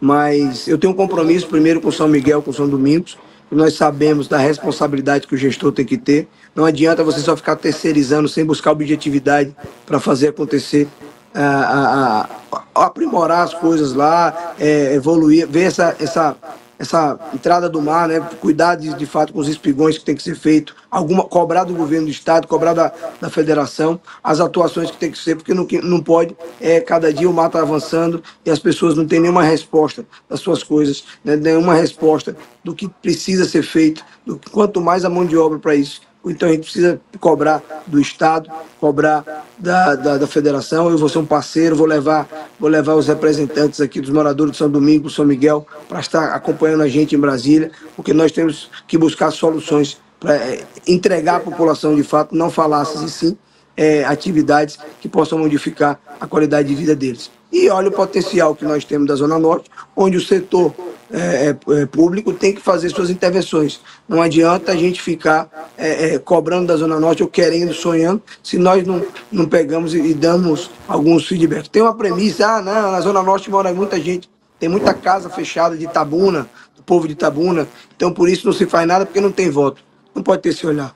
Se as casas estão lá, elas precisam de atenção. Tem muitos moradores de Ilhéus, de fato, que precisam voltar a ter o desejo de ser ilhéense. Não importa se ele nasceu ou não nasceu aqui, mas o pertencimento pode ser feito. E isso o poder público tem toda a capacidade e o dever, principalmente, de dar essa entrega para a população. Ok. Mais uma vez, parabéns, viu? Desejo sucesso na sua gestão. Eu acho que vai ser uma oxigenação para Ilhéus, o seu mandato, né? E que você consiga aí fazer um início de carreira política vitoriosa e que não pare mais, né? A gente precisa aí de novas lideranças aqui na nossa região, precisamos de representação política também forte na nossa região, e você é uma promessa, né? Uma grata promessa. Parabéns, Valderico, sucesso aí, e claro que nós teremos aí umas outras oportunidades aí para bater um papo aqui e falar não só para Ilhéus, né? Mas para Itabuna aqui, sobre as coisas de Ilhéus que a gente gosta tanto, tá bom? Meu amigo, eu que agradeço mais essa vez, essa oportunidade, mais uma oportunidade que você me dá de estar aqui, conversando com toda a região, não é? Alto nível que vocês conversam política regional, então eu estou sempre à disposição. Eu não tenho dúvidas que nasce um novo momento para a nossa cidade, nasce uma nova oportunidade e não vou deixar um dia sequer de trabalhar, porque o meu desejo como ilhéense é ver a nossa cidade voltar a ser princesinha do Sul. Quem sabe com essa idade toda já a rainha do Sul, né? Então a gente tem todas essas qualidades verdade. E precisa, de fato, de muitos compromissos, muito trabalho. E eu não vou deixar um dia sequer de estar trabalhando, buscando que a gente possa voltar a cidade para os trilhos, para aí sim não parar mais e chegar muito bem nos 500 anos. Muito obrigado a todos vocês. Um beijo no coração. Tamo junto. Valeu. Valeu, Valderico, um abraço, parabéns. É isso aí, o novo prefeito de Ilhéus, Valderico Júnior, 37 anos. O Carlos Sodré lembrava aqui que o Félix Mendonça também, quando foi prefeito de Itabuna, tinha 37 anos, né? Pancadinha 36, é mais novo do que Valderico. Mas Pancadinha não ganhou, né? Infelizmente. Sim, mas não ganhou, mas eu tô falando em questão de idade. Né? São lideranças novas que estão surgindo, né? Pancadinha já é um deputado estadual e eu espero até, Toné, que agora o Pancadinha se dedique mais mas Pancadinha, então, ele tinha 34 quando foi deputado, né? Eu espero que o Pancadinha se dedique mais ainda. Ursula bem lembrada, né? 34. É vereador antes disso, com 32. Eu espero que o Pancadinha se dedique mais ainda como deputado. Não é só arrumando ambulância para Itabuna, emenda, não. É para ele se tornar uma liderança também. Como eu falei agora para o Valderico, nós precisamos de lideranças jovens, futuras para Itabuna. Tem que renovar, tem que renovar, tem que haver uma renovação. Pode falar aí, Carlos. Eu acho que o processo político, as eleições que se repetem, é uma coisa que a democracia coloca à disposição da sociedade, da população, do eleitorado, para fazer sempre a reoxigenação dos quadros políticos. Exatamente. Eu, por exemplo, sou contra a reeleição e justifico. Eu acho que a reeleição causa muito mais vícios e prejuízos à pureza do sistema político, eleitoral e da democracia do que benefício. Eu sou a favor de um mandato de 5 anos.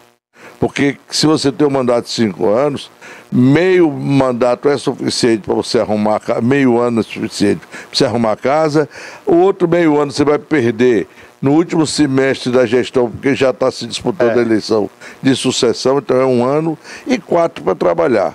Esse aqui é o tempo ideal, essa é a minha posição que eu defendo. E acho que as novas lideranças da região precisam brotar. Nós estamos ficando velhos, saindo da cena, né? Eu, por exemplo, não tenho mais nenhum projeto eleitoral, não quero ser candidato a nada, mas quero ajudar. Quem me procurar, eu darei ajuda, porque afinal de contas a gente tem um acervo de experiência e de relacionamento. Né? De relacionamento. Eu sempre quis colocar isso à disposição do Itapé, esse prefeito está lá, eu ajudei. Ele não diz, mas eu ajudei. Mas eu sempre procurei, mas infelizmente a política, a selvageria da política lá nunca me permitiu. Mas ajudei a outros prefeitos, inclusive daqui de Itabuna, porque a gente na vida vai construindo amizades, seja na linha do legislativo, do judiciário, na linha da vida empresarial, da vida social e do ambiente político partidário. E isso para que eu quero? Para levar para o túmulo? Não quero nem levar as lembranças que estou procurando escrever um livro de memórias para contar tudo isso aí e entender até os mistérios que tem aí, como de resultado de eleição, como é de ontem em alguns lugares. É verdade. Ô, Sodré, você ocupou o cargo também no governo do estado na gestão de Wagner, não foi? Sim. Eu ocupei, eu fui chefe de gabinete subsecretário de Agricultura junto com o Geraldo Simões, depois novamente no governo de Wagner mais adiante, ajudando Nestor Duarte a implantar a Secretaria de Administração Penitenciária e Ressocialização, e fiquei o resto do governo Wagner e um grande pedaço do governo Rui Costa, num total de quase 11 anos, só ali, e mais 2 no governo anterior. E já tinha estado no governo de Roberto Santos, quando esse foi um grande momento da minha vida, ainda com 29 anos, no verdor dos meus 29 anos, Roberto Santos me pensou para ajudar e fazer em Itabuna coisas em Ilhéus e na região que nós fizemos, que eu ajudei. Ainda vejo que, com tardança, está sendo feito um projeto daquela época, que é a duplicação da Ilhéus e Itabuna pela margem direita do Rio Cachoeira, da futura rodovia Governador Roberto Santos. Exatamente. Bom, a pergunta que eu deixei há pouco aqui, antes do Valderico entrar, né? A gente conversou com ele aí, sobre o ACM Neto. Na sua opinião, o que representa essa vitória do União Brasil nas maiores cidades aqui da Bahia, né? Nos maiores colégios eleitorais, como eu já citei aqui, Salvador, Feira, Vitória da Conquista, tivemos também Lauro de Freitas, né? Ilhéus, Teixeira de Freitas, as maiores cidades, União Brasil venceu. E além dessas cidades, outras 39, 37 cidades aí, ao todo foram 44 cidades para União Brasil, que coincidentemente leva a sigla 44. Mas aqui no sul da Bahia ou você fala no estado? Na Bahia toda. Na Bahia inteira? 44 municípios, né? Porque nós tivemos aí outros partidos com mais número de municípios, mas importância mesmo, assim, lugares onde tem mais de 200 mil eleitores, o União Brasil levou a melhor, né? Veja bem, eu acho que a gente tem que dissecar tudo isso. E o pós-eleitoral, passar dessa ressaca do primeiro dia, é um pouco da gente olhar o mapa dos resultados da eleição de 2024, porque é como a gente vai poder projetar a visão sobre o quadro de 2026 que vem aí. Não existe 2026 se a gente analisar 2024. E tem que dissecar. E tem que dissecar da seguinte forma. Por exemplo, a vitória desses 44 municípios, eu não acredito a Semineto, eu não acredito a União Brasil. A referência partidária é a União Brasil. A liderança ainda das várias que existem dentro da União Brasil, que aparece é do ACM Neto, é verdade. Mas o que importa dissecar é para saber que sentimento vem no caudal dessa reação. Por que essas 44 cidades resolveram votar contra o governo? É essa causa que precisa ser estudada. Se é uma fenomenologia social, ou sociológica, ou política, ou partidária, de qualquer maneira, há um traço de identidade ou de identificação entre essas 44 cidades de um sentimento que não está devidamente definido. Muito bem. Tudo isso precisa ser dissecado, porque também precisa ser dissecado do outro lado. Por exemplo, o governador atual contabiliza uma vitória em 300 municípios maior do que Rui houver obtido em eleições municipais anteriores. Agora, também dissecando, você vai encontrar um grande número, você quase menciona aí, de vitórias de outros partidos, mas os municípios não são da mesma importância que os 44 do ponto de vista da densidade econômica, política, social. Muito bem, mas aí o PSD, liderado pelo senador Otto Alencar, meu amigo Otto Alencar, fez dezenas de prefeitos. O Avante também? O Avante também fez dezenas de prefeitos, na sombra do governo. E o governo acha, e aí é que eu discordo, e você veja que hoje eu ouvi uma coisa que eu fiquei até sentido. Porque você disse assim, o governador ganhou em mais de 300 municípios, mas perdeu em Aiquara, a terra dele. Me doeu, porque uma vez, quando eu perdi Itapé, também me disseram Aiquara isso. Perde Piauí? Não é? Aiquara? Não, ganhou muito bem em Piauí, por sinal. É sertão. Aiquara é perto de Jiquié. Perto ali, né? Mas ele é de lá, etc. Não, eu sei que dói, mas do ponto de vista geral, o peso, né, está nos 44 e nesses conglomerados de prefeituras ganhas, olha pelo PSD, olha por... Eu acho que o PT é que saiu mal do pleito. Eu não sei por que o governo optou pela tática de emagrecer o PT, deixar de ter candidato próprio em Itabuna, por exemplo, em outros lugares, sem entrar no mérito de nada, em obséquio de quê? Um minutinho. Na capital foi feito. Mas na capital obedece a outro projeto. Mas eu quero dizer assim, por que isso? Para engordar o aliado, e se o aliado ficar muito gordo, muito pesado, e em dado momento escorregar e cair por cima do governo, vai sufocar o governo. E aí pode ser já outras alianças do outro lado ou com o outro lado. Eu não digo necessariamente, por exemplo, Barbosa, para ser ACM Neto, porque é um candidato que às vezes não amplia nem dentro do partido dele, onde ele tem problemas internos de relacionamento. Quanto mais fora, foi a falta de capilaridade e de liderar de forma completa dentro do seu grupo que fez ele perder tão feio a eleição passada.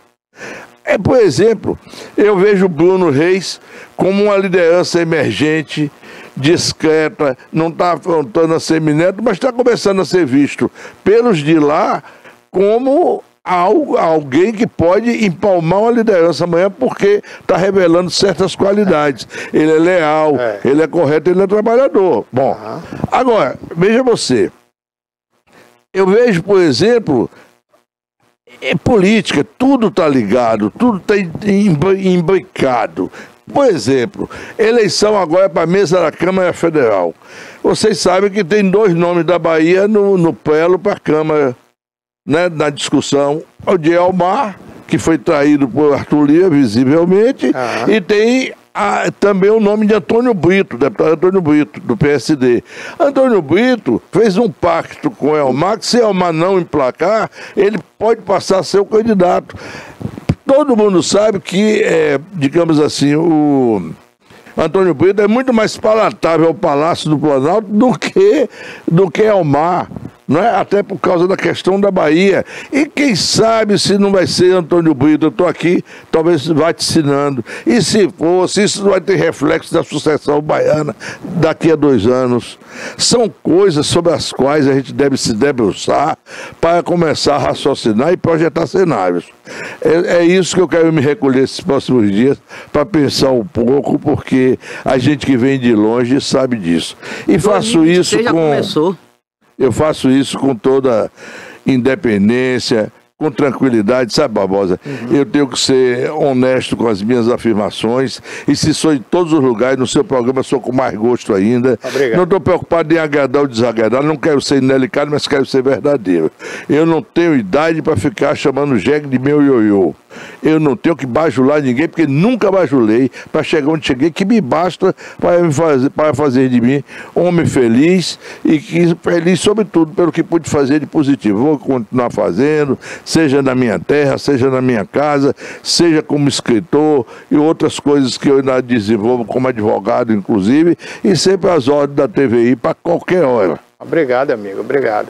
É uma honra ter você aqui com a gente, sempre comentando. Olha, Toné falou aí, né? Realmente as eleições começam agora, Toné, né? 2026 já começou. Inclusive a partir dessa análise sobre as eleições desse ano. O primeiro passo dos grandes políticos é isso aí, é como o Carlos Sodré falou, né? Tem que fazer um estudo profundo para ver onde foram os maiores erros. E falando aqui sobre o PT, que é o partido do presidente da República, do nosso governador da Bahia, né? O PT, ele minchou, né, em todo o Brasil. Não foi só na Bahia, não. Me parece que há um movimento dentro do próprio PT... Perdeu muito espaço. Parece que há um movimento dentro do próprio PT para esvaziar o PT e começar do zero.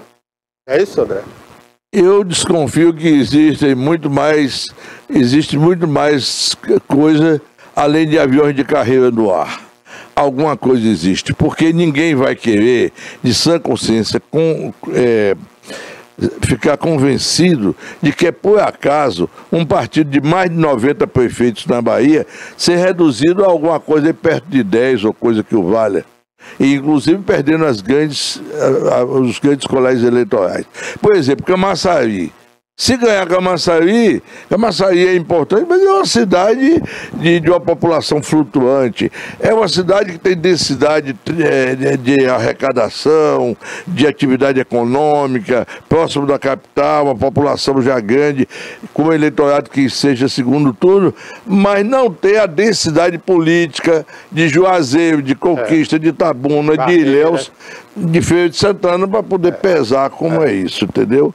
Outra coisa também, tem Vitória aí, o MDB não se saiu muito bem nesse pleito, a começar da capital, ganhou em Juazeiro. É aliado do governo? Mas lá, na verdade, quem conhece a política de lá sabe. O deputado Roberto Carlos, que foi espremido, como o Geraldo Simões foi em Itabuna, apoiou o candidato que ganhou, que é o da Caixa, que ganhou a eleição em Juazeiro, que é um colégio eleitoral importante. Vai estar com o governo sempre? Vai. Mas pode também algum dia não estar, não é? Ninguém sabe. Outra coisa também é o seguinte, olha, se a gente for analisar o atual governador Jerônimo, já temos aí 2 anos de mandato, né? Candidato à reeleição? Claro.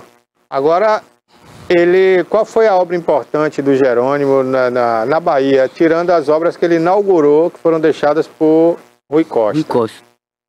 Porque até agora, ele nem inaugurou todas que Rui Costa deixou ainda tem por inaugurar. Por exemplo, a rodoviária lá de Águas Claras, que é a nova rodoviária de Salvador, né? É uma obra gigantesca, foi deixada pelo Rui Costa. Claro que ele está continuando, mas está devagar. A rodovia aqui, Ilhéus Itabuna, está continuando, mas foi iniciada por Rui Costa, e está devagar. A Orla Sul ali de Ilhéus, que a gente falou agora há pouco, ele parou de pagar a construtora foi embora. Parou a obra lá da Orla Sul. Ontem mesmo eu estive lá, acabou, está abandonado lá. Então, assim, será que ele vai conseguir a reeleição agindo dessa maneira? O que será que está acontecendo que ele não consegue dar aquela velocidade, né, que o Rui Costa dava na Bahia? Era Rui Correria, né? Correria, né? Veja bem, rapaz, naturalmente que questão de estilo. Mas, por exemplo, o Rui Costa, nessa correria dele, ele fez eleições e as obras continuaram. É verdade que as eleições que aconteceram com o Rui da vez passada, ele já tinha cumprido, já estava, digamos assim, terminando o segundo mandato. Então ele estava na fase de colheita. O governador Jerônimo, por exemplo, está inaugurando obras que ele começou a construir como secretário. A Adélia deu continuidade na Secretaria de Educação, que são 300 e muitas escolas novas e 200 e tantos requalificadas e adaptadas para o ensino integral. São obras que ele tem uma marca ainda secretário, tá? Mas isso foi ideia dele, não Mas foi quando ideia do Rui, chega... não? Sim, ele era o secretário, o secretário de Educação. Certo. Quem coordenou o plano de governo de Rui e de Wagner de Rui foi ele, Jerônimo. Não é? Foi aí que ele até se notabilizou.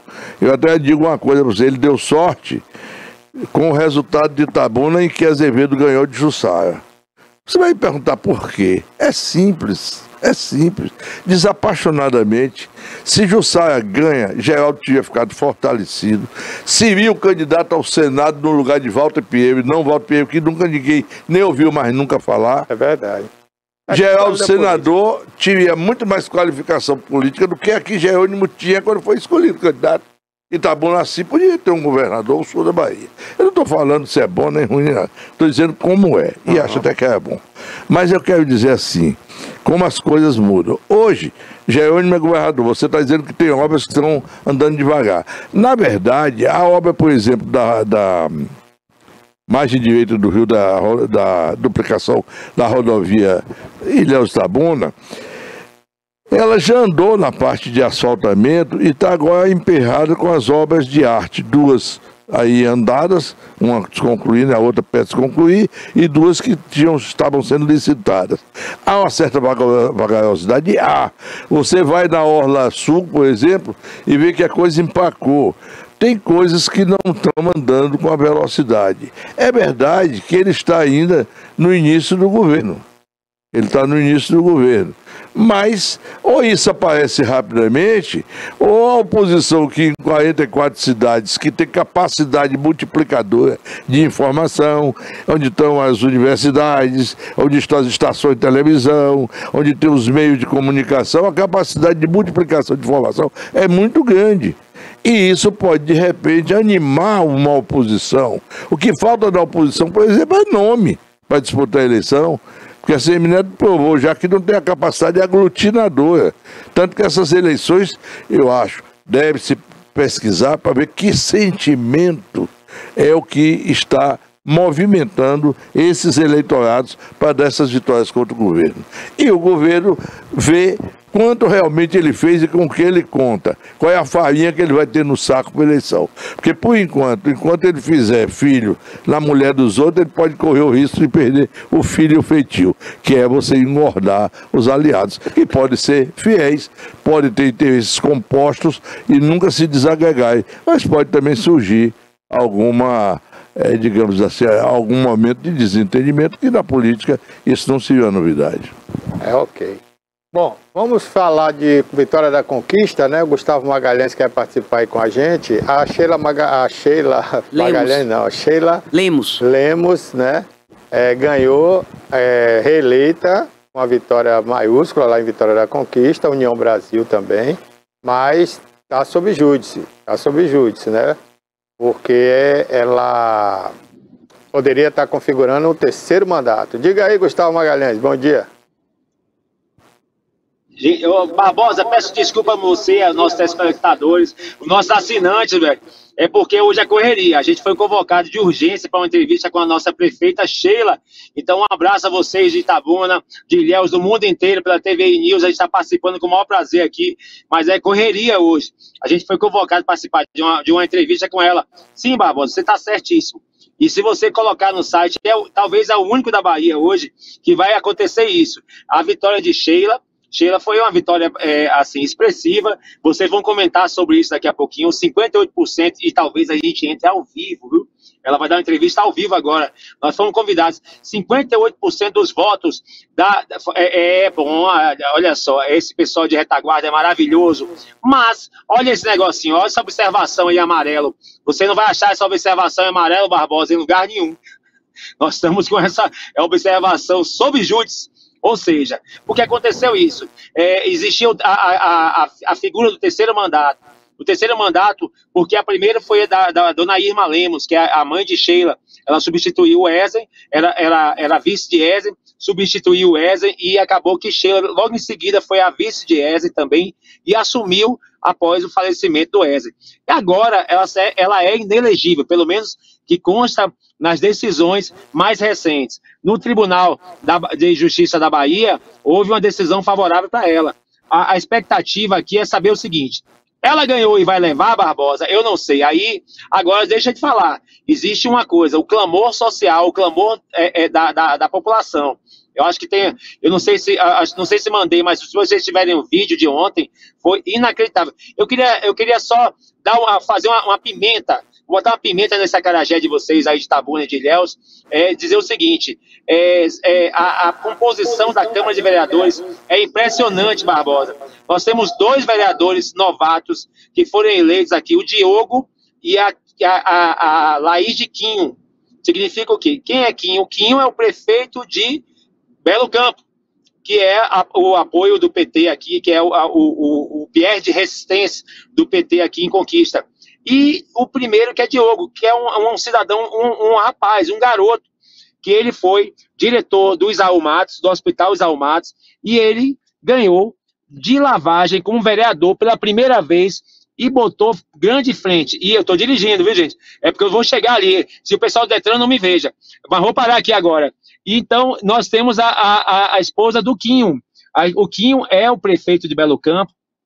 Provavelmente ele vai ser candidato a prefeito em Vitória da Conquista no próximo pleito eleitoral, além de ser candidato também a deputado federal. Se não se eleger para um, vai se eleger para outro.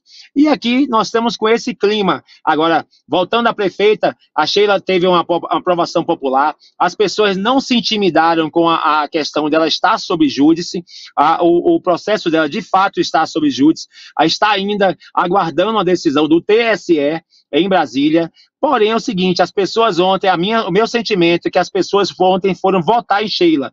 Elas foram lá votar em Sheila. Todo mundo saiu. A eleição foi muito pacífica aqui, Barbosa, foi muito tranquila, mas todo mundo foi votar em Sheila. E, em segundo lugar, o Valdenor do PT, que não conseguiu deslanchar a prefeita Sheila. E também, em terceiro lugar, a Lúcia Rocha, que foi vereadora por 32 anos, 8 mandatos. Então, realmente, ela também é uma pessoa muito conhecida, porém a Sheila acabou desbancando. E no quarto lugar, que foi o candidato, o doutor Adriano, que é um advogado que entrou agora, e que todo mundo fala, eu até comentei já em vários lugares que eu me apareci comentando aqui de Conquista, o vereador, o candidato a prefeito Marcos Adriano, ele conseguiu ser o campeão das urnas em Vitória da Conquista. Por quê? Porque ninguém conhecia, ninguém não sabe nem quem é, e conseguiu 3,5% de voto, 5 mil votos, dá para eleger como vereador. É isso, viu, Barbosa? Conquista ainda está pegando fogo. Vou agora para a entrevista ao vivo com a prefeita. E se você der, a gente entra aqui. Ela convocou a gente para dar alguma declaração. Nós estamos aguardando para saber o que é. Olha a informação aí de um jurista, né, que é especialista nessa área, é o seguinte: a Sheila, como foi eleita, essa decisão popular vai pesar muito na decisão do TSE, viu? O TSE não vai fazer questão de embaralhar o jogo e começar tudo de novo, porque uma nova eleição aí vai custar muito dinheiro, né? Não pode assumir o segundo melhor colocado, teria que ter uma outra eleição. Então isso aí, de certa forma, complica para o TSE. Não invalida a outra eleição, não? Não, tem que anular essa eleição, caso ela perca, né, o direito. Teria que ser anulada, e fazer uma nova eleição. Então, ninguém quer isso, né? Nem o TSE vai querer isso. O fato dela ser terceiro mandato ou não, mas existe o argumento e a decisão dela de que a mãe dela, quando assumiu, não foi definitivo, foi provisório, foi por poucos dias. Provisório. Então, já existe jurisprudência que diz que isso não configura um mandato, né? Um mandato para se configurar, o prefeito teria que se renunciar ou então morrer ou qualquer coisa, como aconteceu com a própria Sheila, né? Com o prefeito né? morre, aí ela tem que assumir definitivamente. Mas não foi o caso da mãe dela quando assumiu. Então isso não configuraria o terceiro mandato. Caso quer falar? Pode falar, cara. Ô, Barbosa, veja bem. Eu acho que quando a lei fala em suceder ou substituir, coloca as duas situações. O mais importante, eu até hoje não sei. A mãe vice-prefeita assumiu a substituição do prefeito Wesley. Foi quando já tinha havido a eleição da filha ou foi antes da candidatura? Quando ainda da candidatura, antes da eleição em que esta filha foi eleita vice-prefeita. Então, porque a lei quando a lei diz que alguém é inelegível, pelo fato de ter assumido nos últimos 6 meses, como substituição, como sucessão, e torna a pessoa inelegível. E aí os parentes até o terceiro grau. Quer dizer, se essa substituição foi antes dos 6 meses anteriores ao pleito, não tem problema. E se foi depois da filha já eleita, que problema pode ter? Se foi depois. Como tem a retroatividade para influir no ânimo do eleitorado? E parece que esse aqui é o X da questão. Então, com a palavra agora o TSE, né? Bom, então, né, tem mais um PQP para a gente encerrar. Mas falar ainda sobre esse conquista aí, se ela, por exemplo, se ela ficar inelegível, se ela aí colocar outro candidato à sucessão, tem o dobro de voto aí, né? A insatisfação popular, aí vai todo mundo votar no candidato dela. Aí vai dar tudo errado de novo. Então é melhor deixar a Sheila onde está, deixar ela cumprir o mandato dela. É como o Barbosa falou aí, é que muito dificilmente o TSE vai contra esse resultado aí. Porque é o movimento popular, né? Veja bem, eu acho que tribunal não tem que jogar para a torcida. Aí o que tem que presidir a decisão é o direito. Agora, são tribunais políticos, não no sentido político partidário, mas no sentido político macro. E é o caso. Porque a justiça eleitoral tem essa afinidade com a política. É a política que é a razão de existir da justiça eleitoral. E o Supremo Tribunal Federal é político no sentido da Constituição. Ele não faz lei, nem tem feito. Ele interpreta a lei. Agora, quando o Congresso faz a lei e deixa seus buracos, e que o Supremo interpreta contra a opinião da gente, a gente começa a achar que o Supremo está sendo político. E eu não acho que isso é justo, não é correto. Estou falando aqui do ponto de vista técnico-jurídico. Ok. Bom, nós tentamos um contato com o prefeito de Itabuna reeleito, mas não conseguimos resposta até agora para uma entrevista. Então fica para outro dia. Vamos apresentar agora a lista dos vereadores eleitos de Itabuna, né? Aqueles reeleitos e os eleitos. Né? Vamos lá? Bota aí na tela aí, Rafa. Estou aguardando aí a lista, né, dos vereadores. Vamos lá. Está muito pequena aí. E a renovação foi quase 60%, foi 57, pouco aí. Aí é do site do TSE, né? Aproxima aí. Eu não quero o Chico França, não quero a professora Cleonice, eu estou querendo os vereadores agora. A Câmara de Vereadores, a Câmara de Vereadores são 21 vereadores, 9 foram reeleitos, né? E 11... Aliás, são novos. 12 vereadores são novos, né? Houve a renovação aí de 60% aproximadamente. 60%. Né? Ilhéus 57, pouco. Coincidentemente, Ilhéus teve a mesma proporção. Olha o que mostra, gente, demonstra uma insatisfação muito grande com esses vereadores. Tomem vergonha. Vocês chegaram ao final do mandato sem nada a declarar. Olha aí, ó. Foram péssimos. Vocês fizeram realmente um desempenho abaixo do abaixo. Foi muito ruim. Manuel Porfírio do PT teve 1.000... tá ruim de ler daqui, mas me parece 1.313, né? O Erasmo Ávila, que é o atual presidente da Câmara, teve aí 5.000, é isso? 2.872 votos. Ok, então vamos lá. Eu não vou nem falar os números aí, então, né? Porque parece que está errado ali. A Vilma Si, né? Vilma do PCdoB, foi reeleita. 2.770. Thales Silva, que foi o secretário de trânsito da cidade, né? Foi eleito. Simvaldo Reis foi reeleito, né? Luiz Júnior da Saúde foi eleito, José Carlos da Saúde foi eleito, Silas da Saúde foi eleito, Zé Alberto foi eleito, apoiado aí pelo prefeito, foi bem votado, Paulinho do Banco, PC do B, também foi eleito, Ricardo Xavier reeleito, Ronaldão reeleito, Babá Cearense voltando à Câmara. Mas não é reeleição, né? Não. Eldon Oreia, né? Seria Oreia, mas ele registrou Oreia.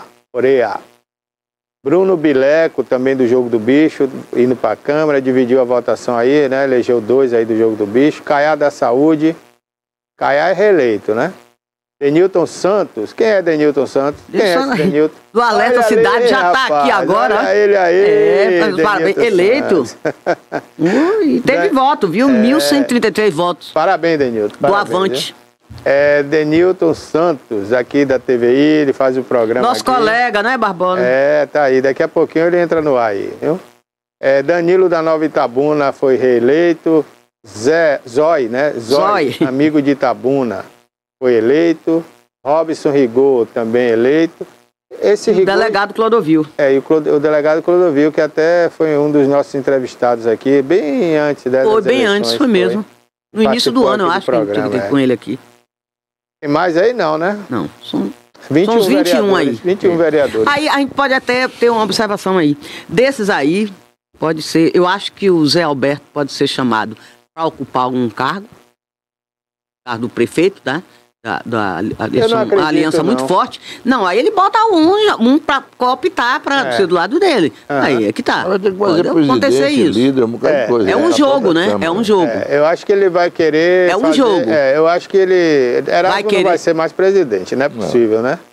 Denilton tá aqui. Erasmo não pode mais. Denilton é vereador eleito. Ele já teve 2 mandatos, Erasmo. Eu acho que tudo tem que aí. candidatar a presidente da Câmara. Tudo corre aí para o lado de Manuel Porfírio, né?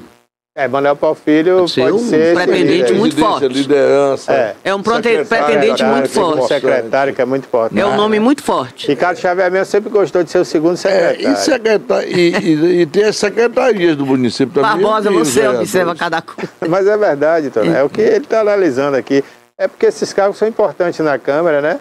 E tudo gira em torno disso aí, que forma as comissões. Então tem no Legislativo e tem no Executivo. Vamos ver aí o que é que vai se desenhar aí para o ano que vem, né? Nessa Câmara de Itabuna aí. Vamos aguardar. Sodré, muito obrigado mais uma vez, viu? Eu que agradeço, continuo as ordens e é só chamar que eu estou aqui. Ok. Com alegria e honra. Obrigado, meu amigo. Volte obrigado, sempre. Toné, você. Fique à vontade. Bom, Toné, vamos falar de futebol para encerrarmos, né? O Bahia perdeu mais uma vez o Flamengo. Já viu aquela história, aquele filme que você assiste mais de uma vez, né? Aí você fala, já assisti esse filme. O Bahia não entra na área, não sabe atacar. E o Flamengo vai lá... Rogério Ceni já perdeu 15 vezes para o Flamengo. Não vou nem analisar. O treinador não ganha uma. Isso aí eu não vou nem analisar, porque ele já foi técnico do Flamengo, foi bem sucedido, né? Ele é um bom técnico. Não está em jogo aqui o mérito dele, mas o próprio Bahia. O Bahia é um time muito medíocre, na minha opinião. Joga bem até o meio-campo, mas não sabe jogar no ataque. Né? E aí fica esse... Ele, no mínimo, pode pegar uma Sul-Americana aí, né? No mínimo. No mínimo. Já é um bom negócio. Não, no mínimo não, no máximo. No máximo. Mas eu vou lhe dizer, Barbosa, mas já é um bom negócio. O Vitória é que poderia... Hoje está falando assim, né? Quem sabe a gente pega uma Sul-Americana aí, se sair do rebaixamento, né? Mas o Bahia foi medíocre esse ano, eu esperava mais do time do Bahia. Fez uma pré-temporada na Europa, né? Veio de lá cheio de grandiosidade, do Grupo City e tal, mas nadou e tá morrendo na praia. Se bastar, como diz o outro, né? Vai ficar aí com uma pontuação de time não rebaixado ali, brigando para não cair, em torno de 47, 48 pontos. Mas, vamos para frente. Temos ainda 10 jogos pela frente, né? Vamos ver o que é que vai dar aí nas próximas rodadas. Já o Vitória conseguiu arrancar um empate heróico contra o time reserva do Atlético Mineiro, que é um bom time. O Atlético hoje, gente, é um dos melhores plantéis do Brasil, assim como é o Palmeiras, o time do Flamengo, né, o Internacional. Então, o Vitória conseguiu arrancar um empate depois de estar perdendo por 2-0. Parabéns aos rubro-negros. E assim mesmo está na zona do rebaixamento. E outra coisa, não está fácil sair, porque ao lado dele tem um gigante, que é o Corinthians, e que vai querer sair de qualquer jeito e tem time para sair. Tem jogadores muito melhores e mais caros que o time do Vitória. não só no papel, mas em campo é melhor e mais time do que o Vitória. Então, é aquele time que vai escalar ali para sair de qualquer jeito e vai passar por cima do Vitória. O outro é o Fluminense do Rio, que também tem um bom plantel, é um excelente time, não vai querer ficar na zona do rebaixamento, é o próximo adversário do Vitória, é um jogo de 6 pontos, e eu não acredito que o Fluminense venha a perder. Então, o Vitória se cuide, porque tem todas as chances de ser rebaixado mais uma vez. É isso, Toné? Com certeza. O Barbosa, eu queria falar aí, fugindo aí, entrando de novo na parte da política, né? Sim, então vamos lá pro seu PQP, né? Mas eu quero mostrar, eu mandei aí uma imagem aí pra vocês aí, pra Silas, olha aí, Rafa, sobre a porcaria que ficou a cidade, depois da eleição. Já começa antes da eleição. Começou, aí fala, não tem boca de urna. Eu fui votar, era 8 e pouca da manhã. Já tava essa porcaria aí, ó pra isso, na rua. Na calçada. Eu acordei do colégio cedo, da Polícia Militar pra isso. 6 horas da manhã, a rua que eu moro, todas as ruas ali de São Caetano já. E hoje eu passei 9 horas da manhã, continuava suja, imunda. Cadê uma a porcalhada. limpeza pública, né? Cadê a limpeza pública? Mas essa porcalhada produzida pelas bocas de urna são a prova mais eloquente da glacialidade com que o Ministério Público se comporta na questão eleitoral. É verdade. E que a Justiça Eleitoral em Itabuna, me perdoe, não existe. Mas pareceu não existir. E não é o primeiro ano, não. E para o povo... Cega, surda e muda. Já tem uma certa má vontade com a Justiça de um modo geral, que acha que ela vive numa cegueira permanente, ou ela está com os olhos vedados, ou ela está com os olhos vendidos, entendeu? É muito ruim, porque desacredita uma instituição na qual nós precisamos acreditar. E eu acredito, né? Milito dela, como lhe auxiliar, porque sou operador do direito. Eu acho que a Justiça Eleitoral pode ser responsabilizada, sim, por coisas que vão precisar ser prospectadas para se entender a falta de lógica desse resultado. Olha, inclusive você falou aí em Justiça Eleitoral, na pré-campanha, nós tentamos entrevistar aqui um juiz eleitoral, não tinha, porque ainda ia se designar um juiz. Aí a gente foi para a cidade mais evoluída, né? Esquece Itabuna, então, vamos para Conquista. Aí entrevistamos, conseguimos um juiz de Conquista, que na oportunidade falou sobre o que estava acontecendo na pré-campanha, que era errado, aquele negócio de adesivo, estou com fulano, voto em ciclano, isso na pré-campanha. E ele, inclusive, disse aqui no programa, aqui em Vitória da Conquista, já autuei vários pré-candidatos. E Itabuna ficou tudo por isso mesmo. O juiz eleitoral de Ilhéus, que acho que tem 2, Alex Vinícius Júnior, deu entrevista aqui em Itabuna. Alex. Aqui, sobre o assunto. Por que os outros não podiam dar? Aqui em Itabuna eles não dão entrevista. Ou eles são muito inexperientes, né? Ainda são jovens demais, não sei, tem medo de dar entrevista, não sei. Mas eles não gostam de dar entrevista aqui em Itabuna. Também não tem o que falar, porque tudo está passando na cara deles aí e eles não tomam providência. Sabe o que é isso? Com todo respeito aos concursados e aos concurseiros, né? Que hoje existe uma indústria de concurso. Todo mundo só quer passar em concurso para se aposentar bem. Então esses meninos aí não tem nem noção do que é ser juiz, se forma em direito, aí vai especializar para passar em concurso, aí passa. Aí não cai a ficha que ele é um juiz. Ele tem medo de agir como juiz. Sem ter advogado antes, sem ter experiência. Não tem nada. E às vezes com os concursos são nacionais, viu, Tonito? O cara sai de outro lugar. Vem de outros estados, não com essa cultura local. Nada. Enfim, não se enraiza e nem se familiariza. E depois tem a atitude mais, digamos assim, esperta, que é de ficar indiferente. E o processo que corre de qualquer jeito. Não é justo, que não foi para isso que a lei foi feita. É isso aí que está acontecendo. Você fez a leitura perfeita. Eu quero falar ainda sobre a eleição aqui em Itabuna. Tem um preconceito racial? Teve, sim. Isso imperou, a gente sabe. Pelo menos as elites não iam aceitar um candidato negro. Isso a gente ainda vai se aprofundar e discutir mais adiante. Mas eu vejo assim, a oposição desunida e fragmentada. Articulistas políticos avaliaram o pleito como uma lição dirigida aos candidatos oposicionistas que, ao invés de formarem um bloco gigantesco em oposição ao atual prefeito, preferiram manter suas candidaturas, mesmo com chances mínimas de vitória. A vaidade falou mais alto e eles preferiram enfrentar a máquina pública sem nenhuma densidade eleitoral compatível, que foi uma vergonha. O terceiro, quarto lugar, o engenheiro Chico França realmente deixou muito a desejar. Isaac Nery, que já é candidato, eu acho que pela terceira vez, também deixou a desejar. Por 7, 6% de voto. Não iam ajudar a pancadinha. Bancadinha foi o bloco do eu sozinho, contra tudo e contra todos. Contra uma máquina muito forte, uma máquina pública muito forte, contra a gente cheio do dinheiro, muita grana, a gente sabe disso. Então, ficou difícil. E com apoios políticos muito grandes, que é do governo do estado, que investiu muito aqui, investiu até em obras inacabadas, bem da verdade. E mesmo assim, ajudaram o seu candidato a ganhar. Ficou difícil para ele. Sozinho ele lutou. Foi o Davi contra o Golias, mas o Davi dessa vez não conseguiu derrotar o Golias. Olha, depois que trucidaram a candidatura de Geraldo Simões, a oposição ficou, digamos assim, um tanto quanto desarvorada. A insistência de Azevedo em continuar até ser catapultado e sair da cena. E os outros ficaram num personalismo muito grande. Eu tenho ciência de que o deputado Fabrício Pancadinha retirava a candidatura para apoiar um nome que unisse a todos. Mas o personalismo de um, messiânico inclusive, e o outro quer nacionalizar a política, trazer presidente e ex-presidente para debate por eleição, que além de não ser nacionalizada, nem estadualizada, nem municipalizada, ela não foi nem uma eleição, digamos assim, do candidato da margem esquerda do Rio Cachoeira contra da margem direita. Uma eleição, deixa o prefeito que está aí, eu tiro o prefeito. Esse é o eixo da discussão. Então a oposição nem em torno disso, só fazer a leitura para se unir. E daqui para frente, se continuar nessa fragmentação, é claro, é desde Roma uma verdade que sobrevive. Quanto mais nos dividimos, quem fica unido passa a valer mais.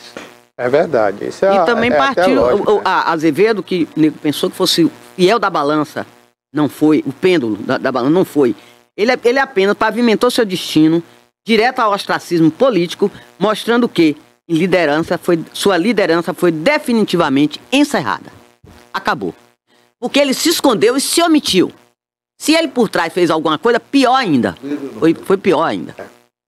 É isso mesmo. É como disse aqui o Carlos Sodré, o líder não pode fazer isso, né? O capitão do navio tem que ser o último a desembarcar. Abandonar, né, o barco. Ele só pode abandonar o barco depois que encaminha todo mundo. Ele mas... é capitão da polícia. Rapaz, mas poder uma terra baixar. Muita análise precisa ser feita aí dessas eleições. Eu acho que... Eu não sei também, viu, Sudé? Se Azevedo seria mesmo o pêndulo aí. Se funcionaria... Ele tinha votação expressiva, porque ele teve da outra, né? Ele tinha muito voto, ele tem ainda. Olha, Toné, você tem que fazer um estudo analisando as pesquisas. Não tem outra forma de você analisar o perfil do eleitor antes das eleições, só através de pesquisa. É o que você chega mais perto, seja ela quantitativa, qualitativa. A qualitativa é mais certeira ainda. Então, as pesquisas davam que o Azevedo tinha ali entre 8 a 10, por aí, mil votos. Já era voto, muito. Pois é. E as pesquisas diziam que Pancadinha liderava todo o processo até ali, né? Então, qual é a leitura que eu fiz? Quando o Azevedo se encolheu e se escondeu, o eleitorado que estava propenso a votar nele, que as pesquisas diziam que era em torno de 8 a 10... Correu para o outro lado. Correram para o outro lado. E Augusto abocanhou isso aí, porque cooptou, não ideológico. Não ideológico. Então você tem aí um crescimento de Augusto que todo mundo se assustou, Até aqui tudo dizia que era Pancadinha, a partir de aqui o Augusto está liderando, né? E aí só cresceu. Essa é a leitura que eu faço aqui. Outra coisa também é o seguinte, eu não vi durante a campanha eleitoral nenhum marketing político inteligente. Nenhum dos lados. Nenhum dos lados. Nem o próprio prefeito foram que fracos. Ganhou. Porque fica importando gente de fora, que não conhece. O Sodré já falou isso aqui. Gente que não conhece nossa realidade, não tem nenhuma identidade com a cidade, gente. Nada. Quem é Sodré? Quem é Toné? Quem é Barbosa? Não sei. Então você não tem identidade, não conhece nada. Vem fazer o quê aqui? Só ganhar o dinheiro aí, perdeu a eleição, mas vai levar seu dinheirinho. O marketing veio de lá. Já ganhou. Foi designado por ACM Neto, o marketing de Pancadinha. Então pronto. O de Pancadinha, o de Chico França, o de Isaac Nery, tudo veio de Salvador. O daqui também? Os partidos agora usam inteligência, né, de dinheiro. Não, eu pago aqui, ele me dá nota no valor que eu quero, eu digo ao partido que eu gastei 1 milhão e eu gastei 200, sei lá. E eu mando o cara que eu quiser lá para Itabuna, ou para Ilhéus, ou para qualquer outro lugar. Então isso não é trabalho profissional, isso não é marketing. E fica os daquis, nós, enquanto jornalistas, passador de informações para esse povo. Que ganha o dinheiro, leva o dinheiro e a gente fica assim, quem é fulano, onde é a rua tal, por que chama Cinquentenário, onde é a rua Adolfo Marum? Então a gente que tem que dizer, nós somos meros repassadores de informações para essas pessoas que vêm aqui, ganham dinheiro e depois vão embora. Acabou. E aí? O tempo acabou, Toné. Um abraço para você. Um abraço, boa tarde e até a próxima. Um abraço, André. Um abraço. Um abraço para você, amigo telespectador. Vem aí o eleito Denilton Santos, voltou hoje ao programa e vai falar tudo sobre a eleição hoje aí, né? E você fica com ele aí ao vivo no Alerta Cidade. A gente volta amanhã, se Deus quiser.